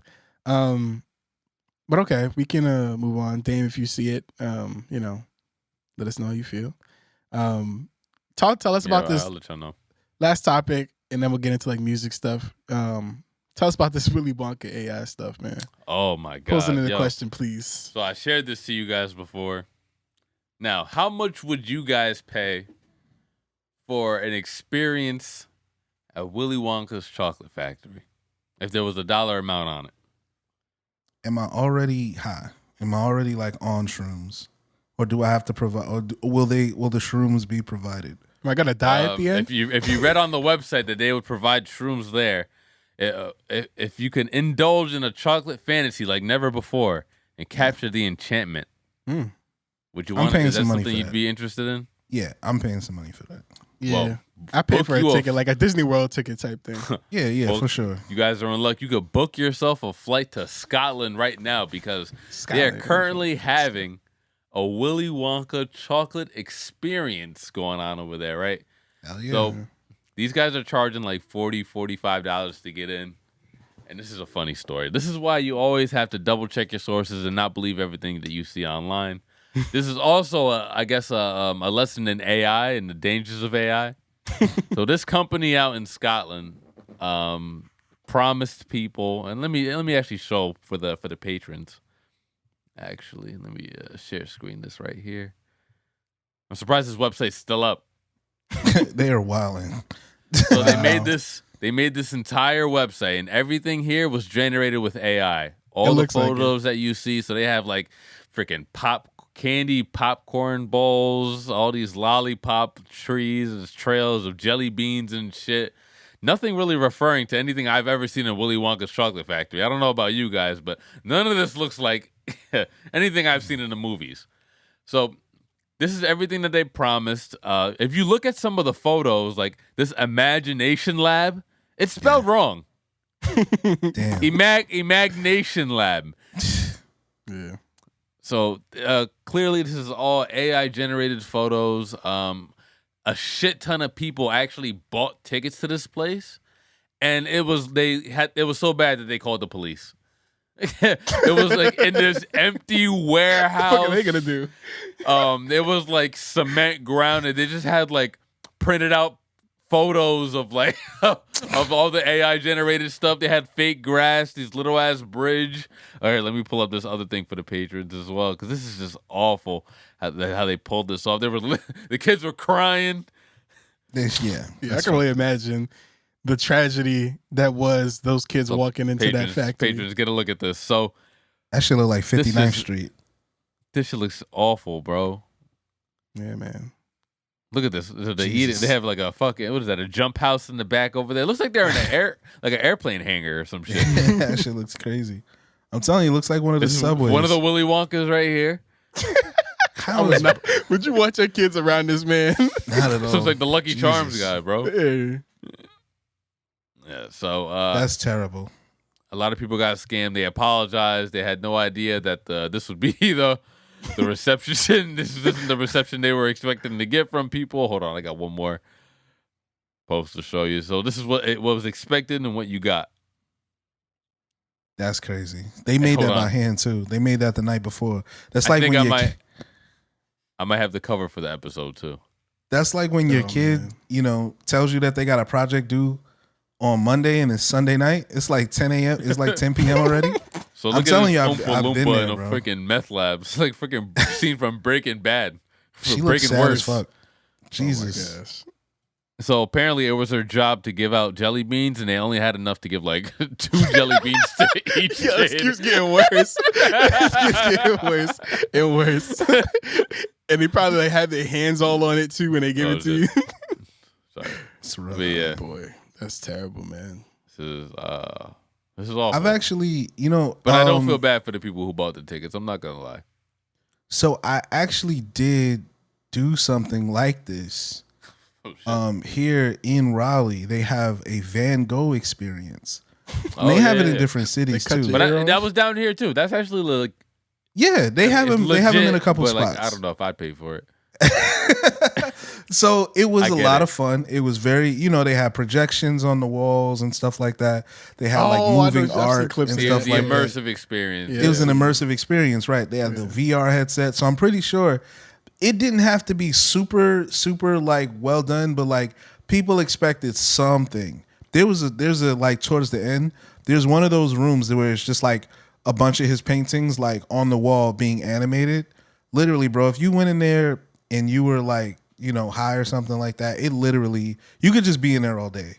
It really was amazing. Dope. They got something like that also called the super blue down here, where they just take the color blue and they do crazy shit with it. And it's funny because if you're in one of those rooms, you just turn all the lights on. It's just a fucking white wall. It's just it's just a warehouse. You're just in a giant fucking white space, like you're in an asylum. Yeah, it's people trying to sell these experiences, and it's probably better when you're on drugs. I think it was cool. It definitely was cool, and it could have been cool. And I think if they did something like the Van Gogh experience, but like with Willy Wonka, I do think that would actually be pretty fire. Yeah, they do have a what is this? What's that shit? I mean, some of what you guys do is similar, isn't it? Like, because you've got like the the optical illusion type rooms and stuff yeah. like that. Yeah, so those are all just like paintings on the wall, and when you're standing at a certain spot to make it look like you're, inside the painting. This nigga D shit look just like but you kind of have to sell like the allure of it though. Like you kind of have to. That's part of the. It's not AI generated. Like you have to kind of sell the illusion of it all. Like you're gonna come and you're gonna get this experience, and it's gonna like. That's like the illusion of it all, it's literally like, and then like that's most of this. A lot of museums like that. Some have different components to it too, but you kind of have to sell it as such to get people. How many to come. of you guys have like seen something on Instagram? It's like or magic, TikTok, magicians, and like you saw it and it looked lit, but then when you got there, you realized that it could only possibly look lit on Instagram or TikTok. Like it was just there was nothing else to it other than getting the photos off. Right. And like that was kind of like the whole experience. Yeah, like this place isn't good. You just took great photos. Like you just took great photos marketed of it. You know what I mean? well. I went to a brunch like that. Like, one of those brunches where like you go online and like, yo, shit, this brunch spot looks lit. And you get there and like literally the only thing people are doing is looking lit at the brunch spot as opposed to the brunch spot itself being lit. And it's probably mad expensive too. I don't. It was like 30 a plate or something like that. That's not bad. But the food probably wasn't that good, was it? Bro, it was like not even Waffle House. It was regular. It was like fried fish. It was worth $7. It was like, some whiting, some eggs, some bacon. You know what I mean? Like literally waffles. I don't even think they like made the waffles fresh. The place be pissing me off. That's the type of brunch space where the mimosa chaser that they give you, like the orange juice, be like in a glass this big. Give me the whole fucking give me the big joint. Don't play with me. Exactly. Don't give me no little cup of orange juice for my shit. Anyway, thankfully I look at a lot of reviews before I go anywhere really, and I also look for reviews for people that look like me. I'm not just going to reviews, or I'm not just going to places that have good reviews because. Some of them shits can also be AI generated. I think we're in like a really weird time in history, man. Like there's so many things that you got to look out for, and if you're not careful, you can get finessed. We talked on this pod before about AI restaurants, or not AI restaurants, but like restaurants generating pictures with AI, and it's like, yo, you made this pizza like look mad good, or like you like kind of designed this pizza to look this way, and when I get it, it don't look like this. Yeah, you know what I'm saying? So. Yeah. Yeah, no, I definitely. Did you guys see the that Tyler Perry stopped use? He's not gonna expand the Tyler Perry studio space now because of the advent of like because of Sora, the video editing thing. So like he's not even gonna. Yeah, man, it's like yo. Getting scary. The last nigga that needed AI is Tyler Perry, bro. Like he's the last nigga that needed to get into the AI shit. A lot of these people are selling off their stocks, so like they're of like these big websites, bro. I feel like AI is like they're definitely taking their money out of like these different, monsters and putting them into whole nother adventures for what they're going for what's coming. Like they have to be, like things are falling. Things are falling very fast, and people are trying to like switch gears because we're in it, man. We're in this bitch. We're here. It's not stopping, man. There's no stopping it. Ready Player One. Best way you could do it is find a way that make it work for you. It's the best way to do it, man. It's the best way to do it. Musicians, videographers, editors, everybody. Try to make it work for you as best as you can. Try to make it, finesse it a little bit. I saw Flying Lotus. He was talking about this. People felt the same way about like certain synthesizers or like certain I forgot like, the exact thing that he was talking about, but he said that people felt similar about like these certain like drum beats or these drum pads or anything like that. Yeah. And look where it is now. It's used by everybody. Like the best shine out, and that's it. That we just gonna.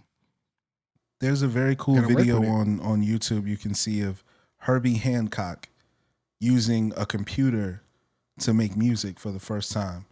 I think it's Herbie Hancock and Quincy Jones. And, Herbie Hancock is an incredible musician. Quincy Jones, legendary musician. You could see how excited they were by the technology, and you could actually see them like going through the settings, like, man, and you tell like this keyboard has 30 different sounds in it, and all you got to do is press the button, and now it's an organ. Press another button, and now it's a piano. You know what I mean? And they were so excited about the technology, right? And I do think that the artists that are going to really, really excel are the ones who embrace the technology for what it is, and don't just like, you know, have negative. Listen, I've done some stuff with AI. I went into Chat GPT and had it write a rap for me. And I literally just wrote in, like, obviously I didn't use it, but just like wrote in like, yo, I want this to be about, you know, family and like, you know, that should be fire though. Growing up in the struggle, and like just let it kick some shit and just see what comes of it. You know what I mean? Yeah. And yo, there's some more very bars than you? Honestly, some of that shit was creative. some of that shit was like, yo, nobody would know. Nobody gonna know. You took that one right there. That one. AI rapper opening for you at SOBs. I wouldn't hate it. I wouldn't hate it for sure. Yeah, I've had AI make a episode for me, like a script. Like show me an episode about the importance of friendship and loss or something like that. And it was like they gave me a whole like script.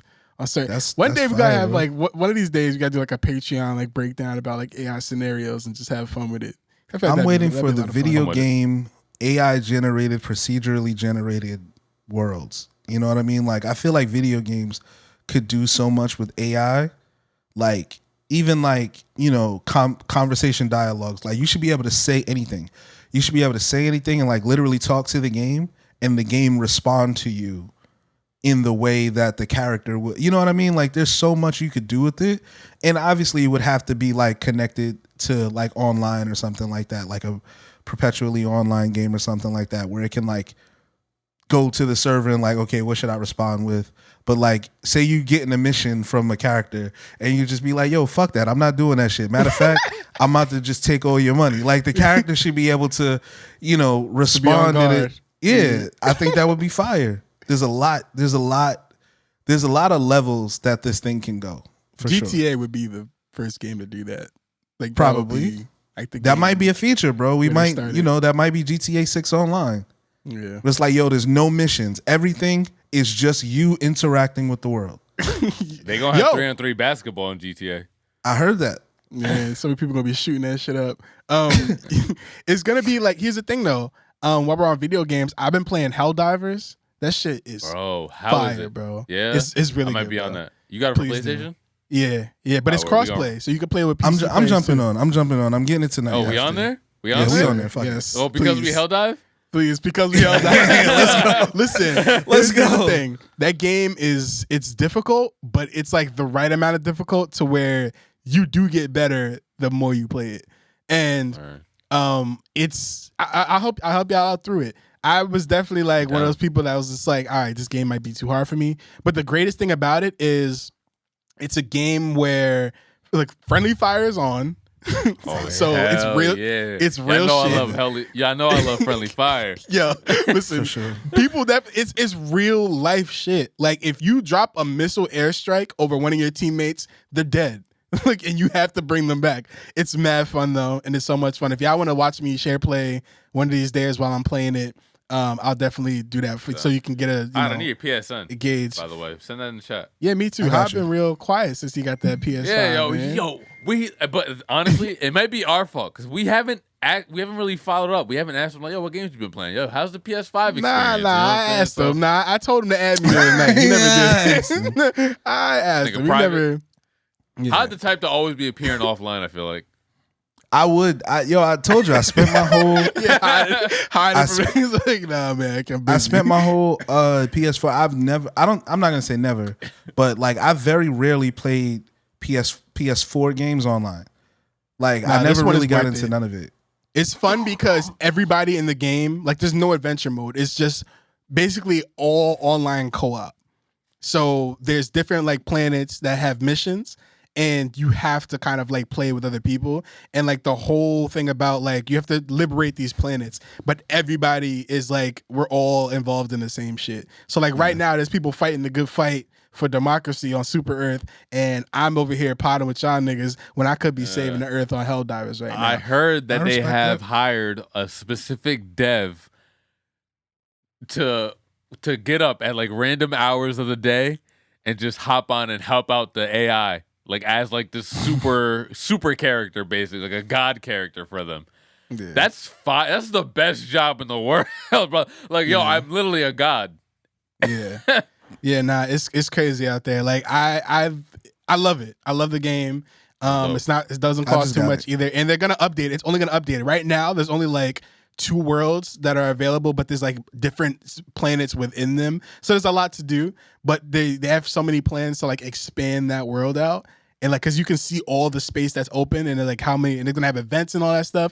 Bro, this game definitely got me more into. And I was just saying I want more online multiplayer like type games to play with people. So this is definitely one. If y'all get that, I'll definitely help y'all out with that. Go through that tutorial. We in there. Definitely a lot of fun. Final Fantasy is finally out. Cop that. Played it yesterday. I'm having a great time with it. You know, can't wait to get back to it. It's probably what I'm gonna do tomorrow. And yeah, that's it for games for me right now. WWE 2K24 coming out soon. I'm probably gonna get that. Ladies, Put like 400 hours on there too. Do you do My Rise? Like, do you create yourself and all that? I did that. I did that last year. The My Rise. 2K, the WWE 2K games have such an extensive character creator. Like that was the initial thing that kind of wanted me to get it, but now that made me want to get it. I don't know why I said that. But now, like, yeah, I've been watching wrestling. I watched Elimination Chamber. I've been watching Raw. Obviously, SmackDown is on now. We record through it. Oh wait, no, it comes on Fridays, right? Tomorrow. Oh yeah. I'll be there then. Dude, we are recording on Friday. Yeah, so it's on right now. Yeah, it's on right now. We're missing The Rock. Oh man, it's crazy. Oh dang. So I'm excited about WrestleMania. If only we didn't record on March 1st. Right. Fuck. I'm excited about WrestleMania, so I'm definitely gonna, get into 2K24. Even though, to be fair, like everything I've seen, it just looks like 2K23 again. But they added some new modes and some new matches and stuff. Yeah, new matches. So we'll see. But yeah, it's looking like more or less the same motion, the same mocap, all that shit.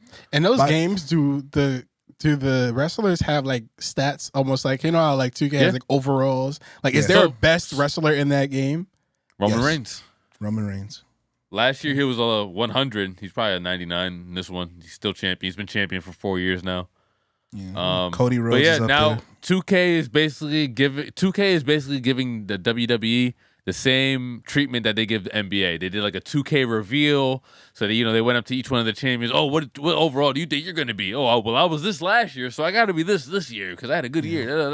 So they're doing all that. It's all the same shit. All they need is a Ronnie 2K, and they'll be the same. What's Rhea Ripley doing over there? I think she's like an 89, bro. She's on top. She's heavy in the game for sure. What about what's Jada Parker doing over there? Jada's not probably in it. not in the game. Jada's not in it. She's new. She's in NXT. If anything, if she stays as consistently like hot as she is right now, both literally and figuratively, she will be eventually put in the game as a DLC character. I guarantee it. I do want to say, wrestling is really good, man. We have to be honest. Jada Parker is experiencing pretty privilege right now. Absolutely. Because when you watch her matches, she's kind of terrible. She's really, really not good. She's very green. She's still new. She's very green. So like, I don't want to push her too far and turn her into this star, and then she gets in the game and completely, gets herself embarrassed. Let her. I think you're being a hater. I think she just amazing. Started in October. I think she's great. Actually, she'll be all right. Probably the best wrestler I've ever seen. She's definitely one of the finest wrestlers I've ever seen. Ever. Already. Top 5. We're going to do that list one of these days, too. We're going to go down the whole NXT lineup. Kaylani Jordan up there, too. Jordan's fire, bro. She's fire. This age Shawn of Michaels. female, this age of divas, WWE divas, is so much. Like I've already had this argument. They're so much better. They're better athletes. They're better wrestlers. They're better looking. It's like the '90s NBA. Like it really is. Like But this it's is the funny era. because they're less like divas. Like, they're not really like the Stacy Keibler type characters, Right. or not even so much Trish Stratus, where they're like, they had the diva mentality. There's a couple new ones like Maxine, Yeah. Tiffany Stratton, Liv. and then maybe not even Liv, because Liv is like Liv is like Liv is like a Lita personality. She's like a kind of a tomboy-ish kind of Yeah. a character. But I feel like a lot of the other ones are like either super strong, like Rhea Ripley, Nia Jax. There's characters with actual a gimmick to them, like Alexa Bliss was like this super dark and Bray Wyatt-esque character. She was working a lot with him. It's like there's Valkyrie, there's Bianca Belair, who's basically like a face of the company type of character. She's the Just Rock. like, She's the female Rock. she's Like I think basically we The can Rock call right it. now. So, like, I feel like the WWE females, Asuka, Io Sky, like they're much more known for exactly how talented they are, and much less of like, oh, this is a beaut. That's a hot woman over there. You know what I'm saying? Like, Right, or it was like back in the day. But that's what I'm saying. Like they're not all China either. You know what I mean? Like they are pretty good looking. You can definitely see what someone would be attracted to about them, but they're also really, really talented and really athletic. They're putting on like that women's elimination chamber match to me had better moments than the men's elimination match. For sure. I think the men's it was heat. the men's match definitely had a better ending. I liked how that went. I didn't like. I'm not sold on Becky Lynch, bro. Me neither. Nothing about her performances or her on the mic ever really convinces me like her as like a serious threat or anything. But that men's match and how that shit ended, that was great. But yeah, the women just be showing out, bro. Yeah, it's definitely a great time in women's wrestling right now. And at some point, I'm probably going to get into AEW as well because I'm seeing a lot of highlights from over there. Yeah. I recently watched. I do like the WWE content, especially like I just call it like the behind the music content. Like I just watched Triple H versus The Rock rivalries. It's an hour-long special just about their beef. And again, some of that footage that they got, bro, that you'll never see unless you watch it, it like just blows your mind. You're just watching The Rock right after the match. The Rock goes to the back, and Undertaker, Mankind, and Stone Cold are just having a conversation back there in full costume. You know what I mean? And it's just like all of the stuff that you knew was happening as a kid, but you never got to see it. The WWE is really, really doing. They have a great product right now. I think it's actually cool. Yeah, future is bright for the WWE. Yeah, man. Let's start closing out a little bit, man. We got some drops coming. Blue Lips. By the time you listen to this, will be out, and I will be bumping it For sure. Cannot wait. I got some other things happening too. Like I think I saw some other people that were dropping. I think Cardi's got a single coming out. Freestyle. Yeah. It says freestyle. It's called Like What? It says freestyle. But you don't believe it because I don't know if it's a freestyle. I think she's gonna be, this might be the one for real. This might be a diss, because kind of the way she started it was very much like, hold on, not. I'm. Why you wait till? I hope not. It's not now. Why are you jumping in now? Because during people women's been talking, bro. Like, who's saying her name right now though? Nikki. I feel like Nikki's busy with Meg. No, I feel like when's the last time she referred to outside of what's it called when their husbands were beefing? No, she said something during the Meg thing. She said something that I'm literally not going to repeat because I'm not going to be the one apologizing next week. But she said some pretty nasty things about Cardi. I'll apologize. And about what at the beginning. Yeah, you said it already. You've said this already. You talked to us about it already. All right, well, I'm not going to repeat it. I'm tired of apologizing. Well, you had to apologize the first time. No, I think I muted it. I think that was on Patreon. I think I either muted it or I was like, yeah, I did mute it. I muted it for you. I had you that one. That was crazy. Yeah. So yeah, like if she wants to pop, because she's never put a diss on record of her, right? So I don't know. I think if it is that, then it kind of lends credence to Nicki saying like the powers that be are kind of after her. You know what I mean? Like it definitely feels like, why are y'all all shooting at the same time? But neither here nor there. Powers that be ain't after all y'all. I promise. Not every single one of y'all. Rock Nation, bro. Rock Nation runs the world. Damn, the Helldivers thing is already downloaded. It's only a 25 gig download. How is this game so fire, bro? Like people love it. It's great. It's great. It's fun as fuck. Do that tutorial. We'll get to it. I want to highlight the Yeet album. I thought it was pretty damn good. You know, it was good too. Like that TDG. Yo, that kid is going real far. Like with what he's doing, and he brought Wayne out and Wayne gave one of the best performances on that type of song that I didn't know what to expect. But like that shit was great. That's like one of my favorite songs on that. Yo, say I'm tripping, but I think he got the better of Drake on As We Speak. Yes, he did. He sure did. And like this speaks to, I think Lil Wayne actually says something about artists who are like kind of shying away from like newer artists and stuff. And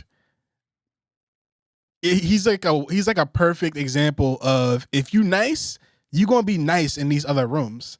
Like you gonna be nice over this. Like that beat, that's not like a beat. Well, actually, I don't know if it's because Wayne is like really good as an artist or because he's kind of used to like rapping over beats like this and like guitars and having like these hard beats like this. Great. But he's uniquely great. Yeah. He has that talent to do that, to like blend in these rooms. So I thought that was phenomenal. I think that the best place to listen to this album is in Gotham. So if y'all got, future Gotham City with Batman Beyond, you got to be in the underground where all the bad men be at. Yeah. Because what song is it? Riot and Set It Off? Yeah. That song right there. Breathe, bro. Literally, it's like a motorcycle in the beginning. Bro, that's like a bat cycle, bro. Like you're literally riding through. All I see is like a nightclub with flashing lights and Batman just beating the shit out of everybody. But you kind of see it in like strobe lights, so you see it very like in like low frame rate type shit. Man. Yeah. You did that. Man. You did that. I thoroughly enjoyed that album a lot. I don't know if we talked about Glorilla's drop too, but that song is fire. Yeah, I talked about it the day.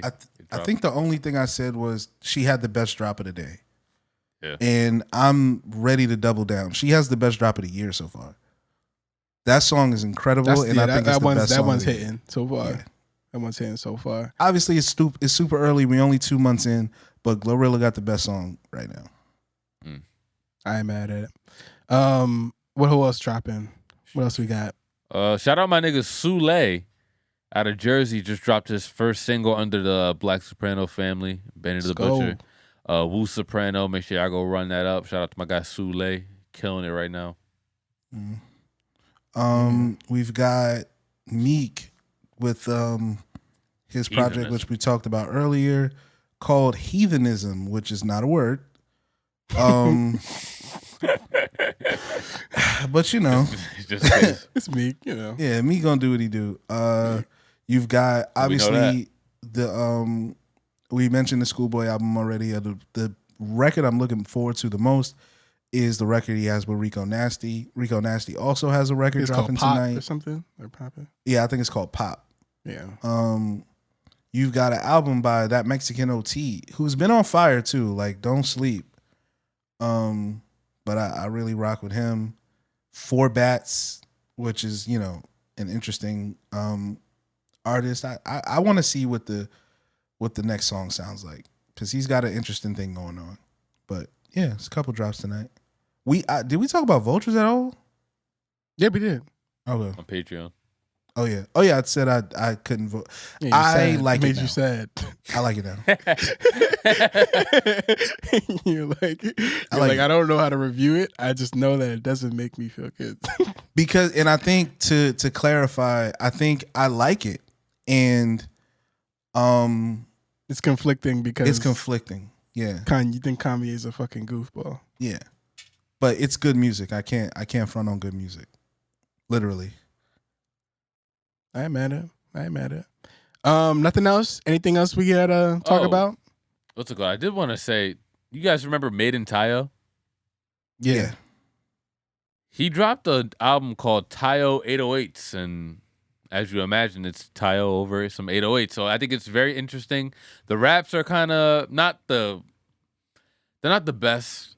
They don't lyrically, they're not the best, but I really like what he's doing with this. I think he's going in the right direction because he was part of that 2015, 2016 crop, and he kind of got left behind in terms of like in that sound where you had guys like Uzi, guys like Kodak who went on to progress their sound and do something different. He kind of stayed in that realm, and it's good to see him doing something different. There's a few tracks that I like on there. There's like 18, 20 of them.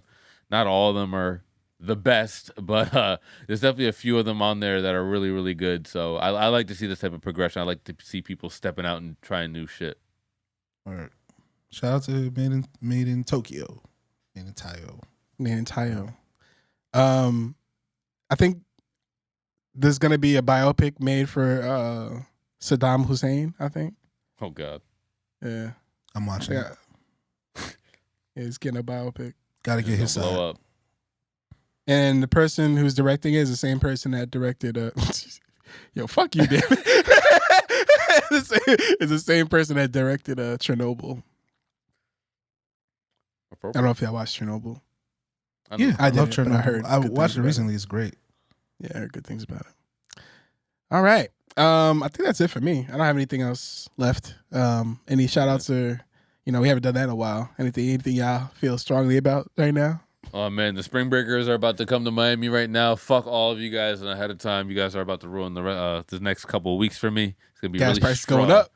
Yep, it's gonna be a struggle getting around. Yo, they are charging $100 flat fee to park in any of the parking garages in South Beach for the next couple of weeks. That's nuts. And you better pay it because you will get towed. Oh, absolutely. And they're gonna charge you double. That's how they eat out there. Yeah, they can't wait for this time. I'm a will and testament for South Beach tow. Shit is real, and it's real annoying too. Yeah, fuck you, Tremont. Yeah, Tremont, whatever the fuck. Free load.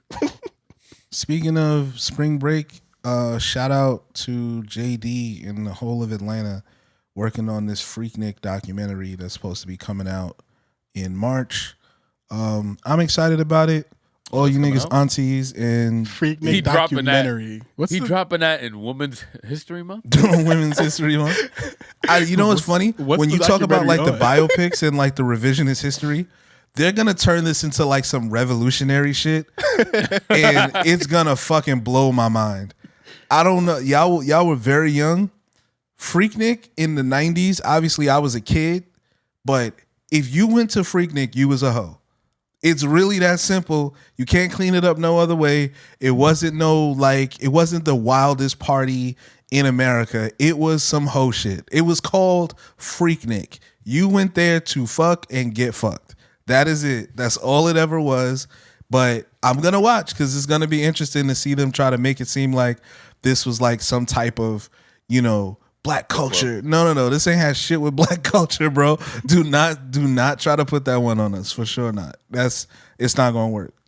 While we're talking about freaky events, I think they're gonna make a party. Remember that one movie that everybody watched? It's like Project X. I think they're gonna make a sequel to that soon. I think it's too. I don't think you could get off no more. 2010 was a different time. But we'll see, That and the expectations. I don't know, really man. High. Casanat. Yeah, you got niggas like Casanat walking around. That's true. That's true. We'll if see. anybody's going to throw a Project X2 party, it's Casanat. Bro, they tried to do it with House Party. The shit did not work. Nah, that's different. That's different. Right. That's different. That's not like, it wasn't like the same, because Project X was like a documented style type shit. It was like found film type shit. Yeah. So we'll see what happens. All right, let's do it, man. This week I'm gonna play something real slow. Kind of a throwback. Not a throwback. It's not a throwback. It's kind of new old music.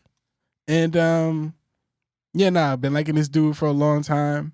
This brings back to Miami because I think this album came out when I was in Miami. When I lived there for a little bit. So I play Mac Ayres, man. Every time. Hey. Yeah, that's the dude. Love the song.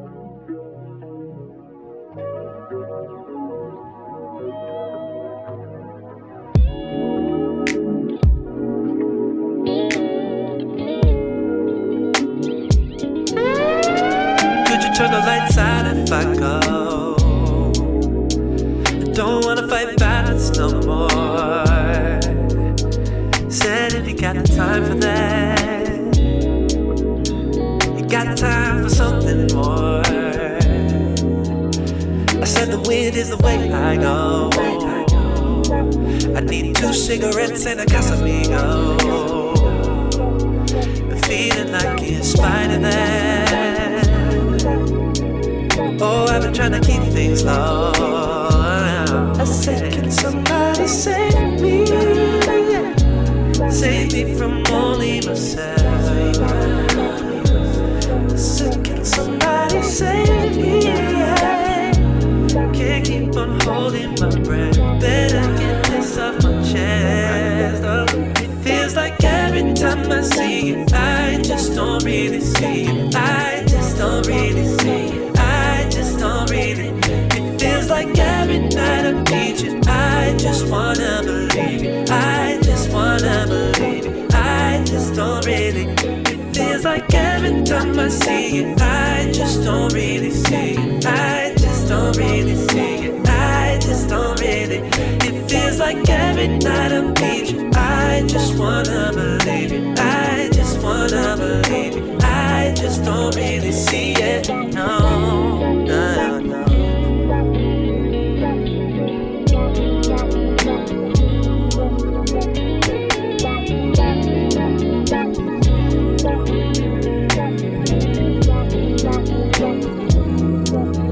Somebody tell me I could think things twice. Can somebody tell me why it just feels like I've been up staying on my phone all night? Was it always myself I fight? I said, can somebody save me? Save me only from myself. I said, can somebody save me? Can't keep on holding my breath. Better get this off my chest. Feels like every time I see it, I just don't really see it. I just don't really see it. I just don't really. It feels like every night I need you. I just wanna believe it. I just wanna believe it. I just don't really. It feels like every time I see it, I just don't really see it. I just don't really see it. I just don't really. It feels like every night I need you. I just wanna believe it. I just wanna believe it. I just don't really see it. No, no, no.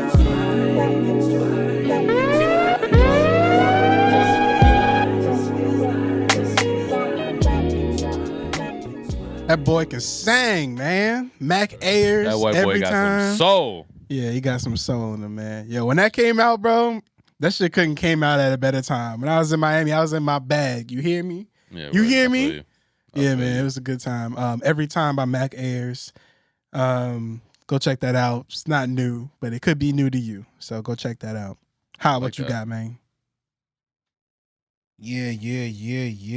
I'm actually going to slow it down a bit too. I think I'm going to turn up in a minute, but right now we're going to keep it slow and keep it smooth. This record is, I don't know how new it is. I heard it recently. It looks like it came out sometime last year, but it's by Elmiene and it's called Mad at Fire. Shout out to Fire Nation. You deserve fairy tales and all the time a lonesome soul can give. And if the sun would set for one, it'll set for you. But what if I ain't the man I used to be? I gave up everything. Life don't go backwards. It's a natural disaster. Don't get me wrong, it won't be long. I'm moving on. It ain't your fault. Would you be mad at fire? And you know it'll burn away. Would you be mad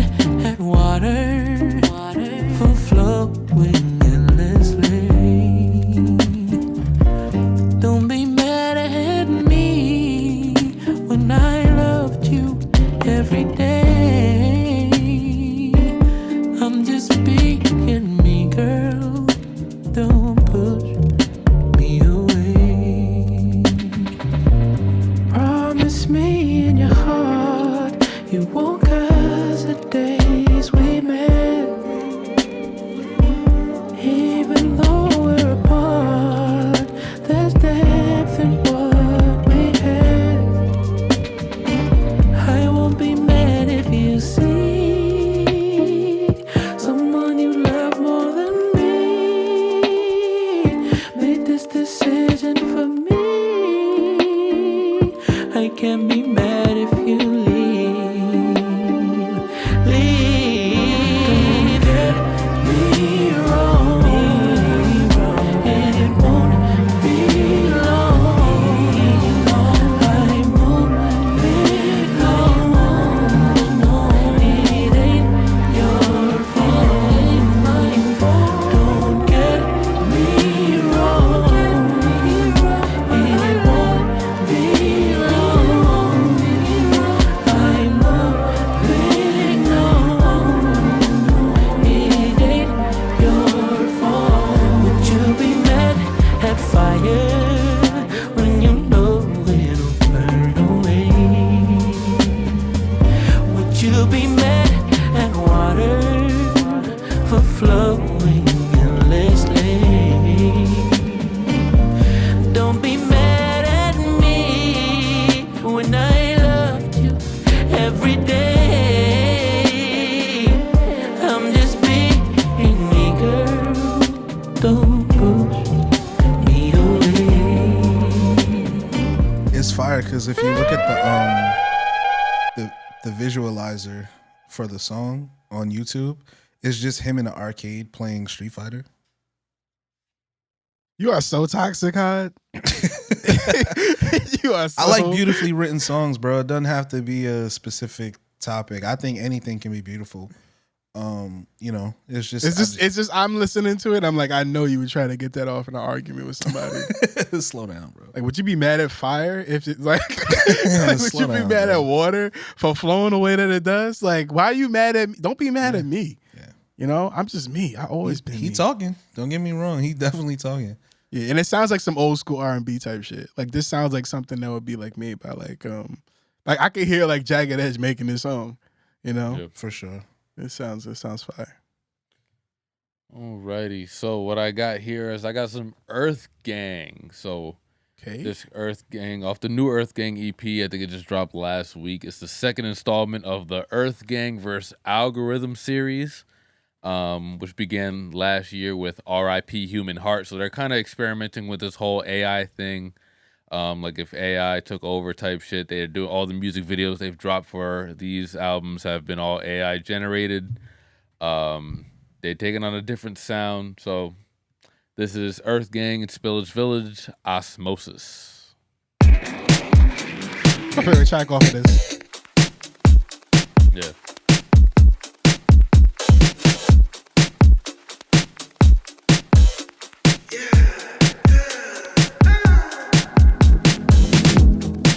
Osmosis, devoted energy. Refocus, need more consistency. Deep frozen, you only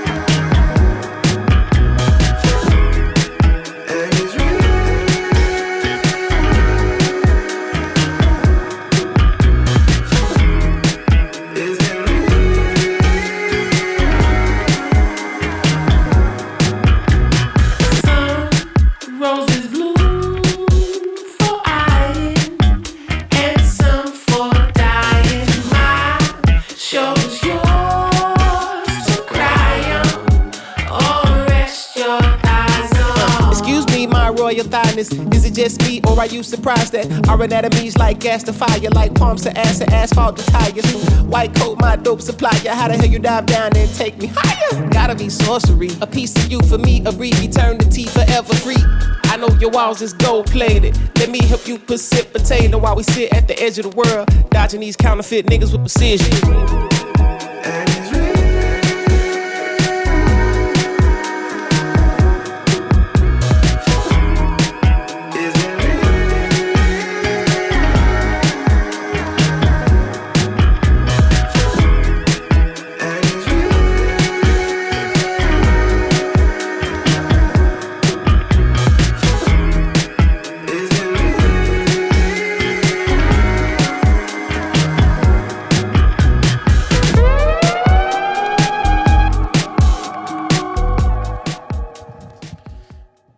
That was Osmosis by EARTHGANG and Spillage Village off of the Robophobia album. Definitely go check that out. Go on a nice long drive.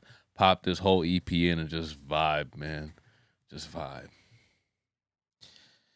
Yeah, man. R.M.P. my girl Raina. Her last name was Osmo. I used to call her Osmosis. It's pretty cool. All right, y'all. Before we leave, I want to say rest in peace, Eric Mays. You know, setting shit off. The last politician that was really making a bunch of noise and really getting people to pay attention where they should be. Passed away a couple days ago. And also RIP to, you know, the man that made Curb a lot of what it is, man. And it's, you know, it's pretty good. I got to catch up with season 12, man. I got to catch up with season 12. Yeah. I haven't gotten into it yet. But obviously Richard Lewis has been like a really big integral part of that show. And, you know, it's sad seeing Larry sad, you know? So that's, it's a good show if y'all ain't even check it out yet. Not y'all, I know y'all have seen it, but listeners, if you haven't watched Curb by now, you want to see comedy, look at Richard and Larry in a room together and just having them talk, you know. That's pure comedy within itself. You know, you pray for friends like that. All right, y'all. Let's get the fuck up out of here, man. What's I got? Let's see. I got a song. Yo, I don't care, man. We ain't canceling Meek.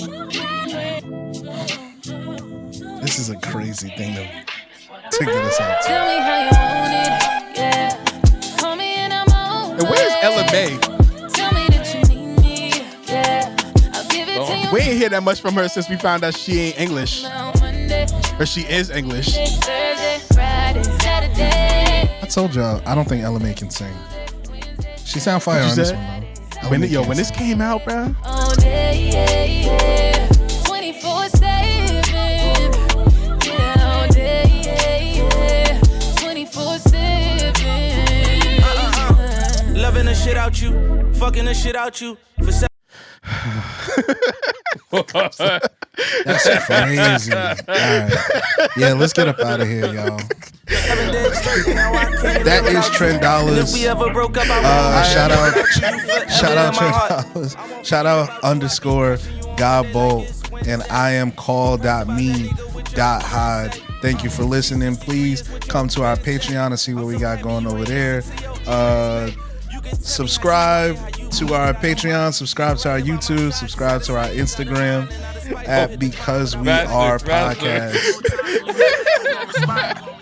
TikTok as well. Shout out to all the new listeners. We going up. This is nasty work over here. You're gay. He's gay. We love y'all. We love y'all, cousins. We love y'all, man. Be safe, man. Be safe in these streets. Don't let nobody intimidate y'all. Put y'all in positions y'all don't want to be in. And yeah, man. Thoughts and prayers to everybody involved. And we'll be back next week with more apologies and more surprises. I be treating you like every day your birthday. Them hoes ain't fucking with you on your worst day. I got you on a new level like with first say. When you feel down, I pick you up, put on your crown.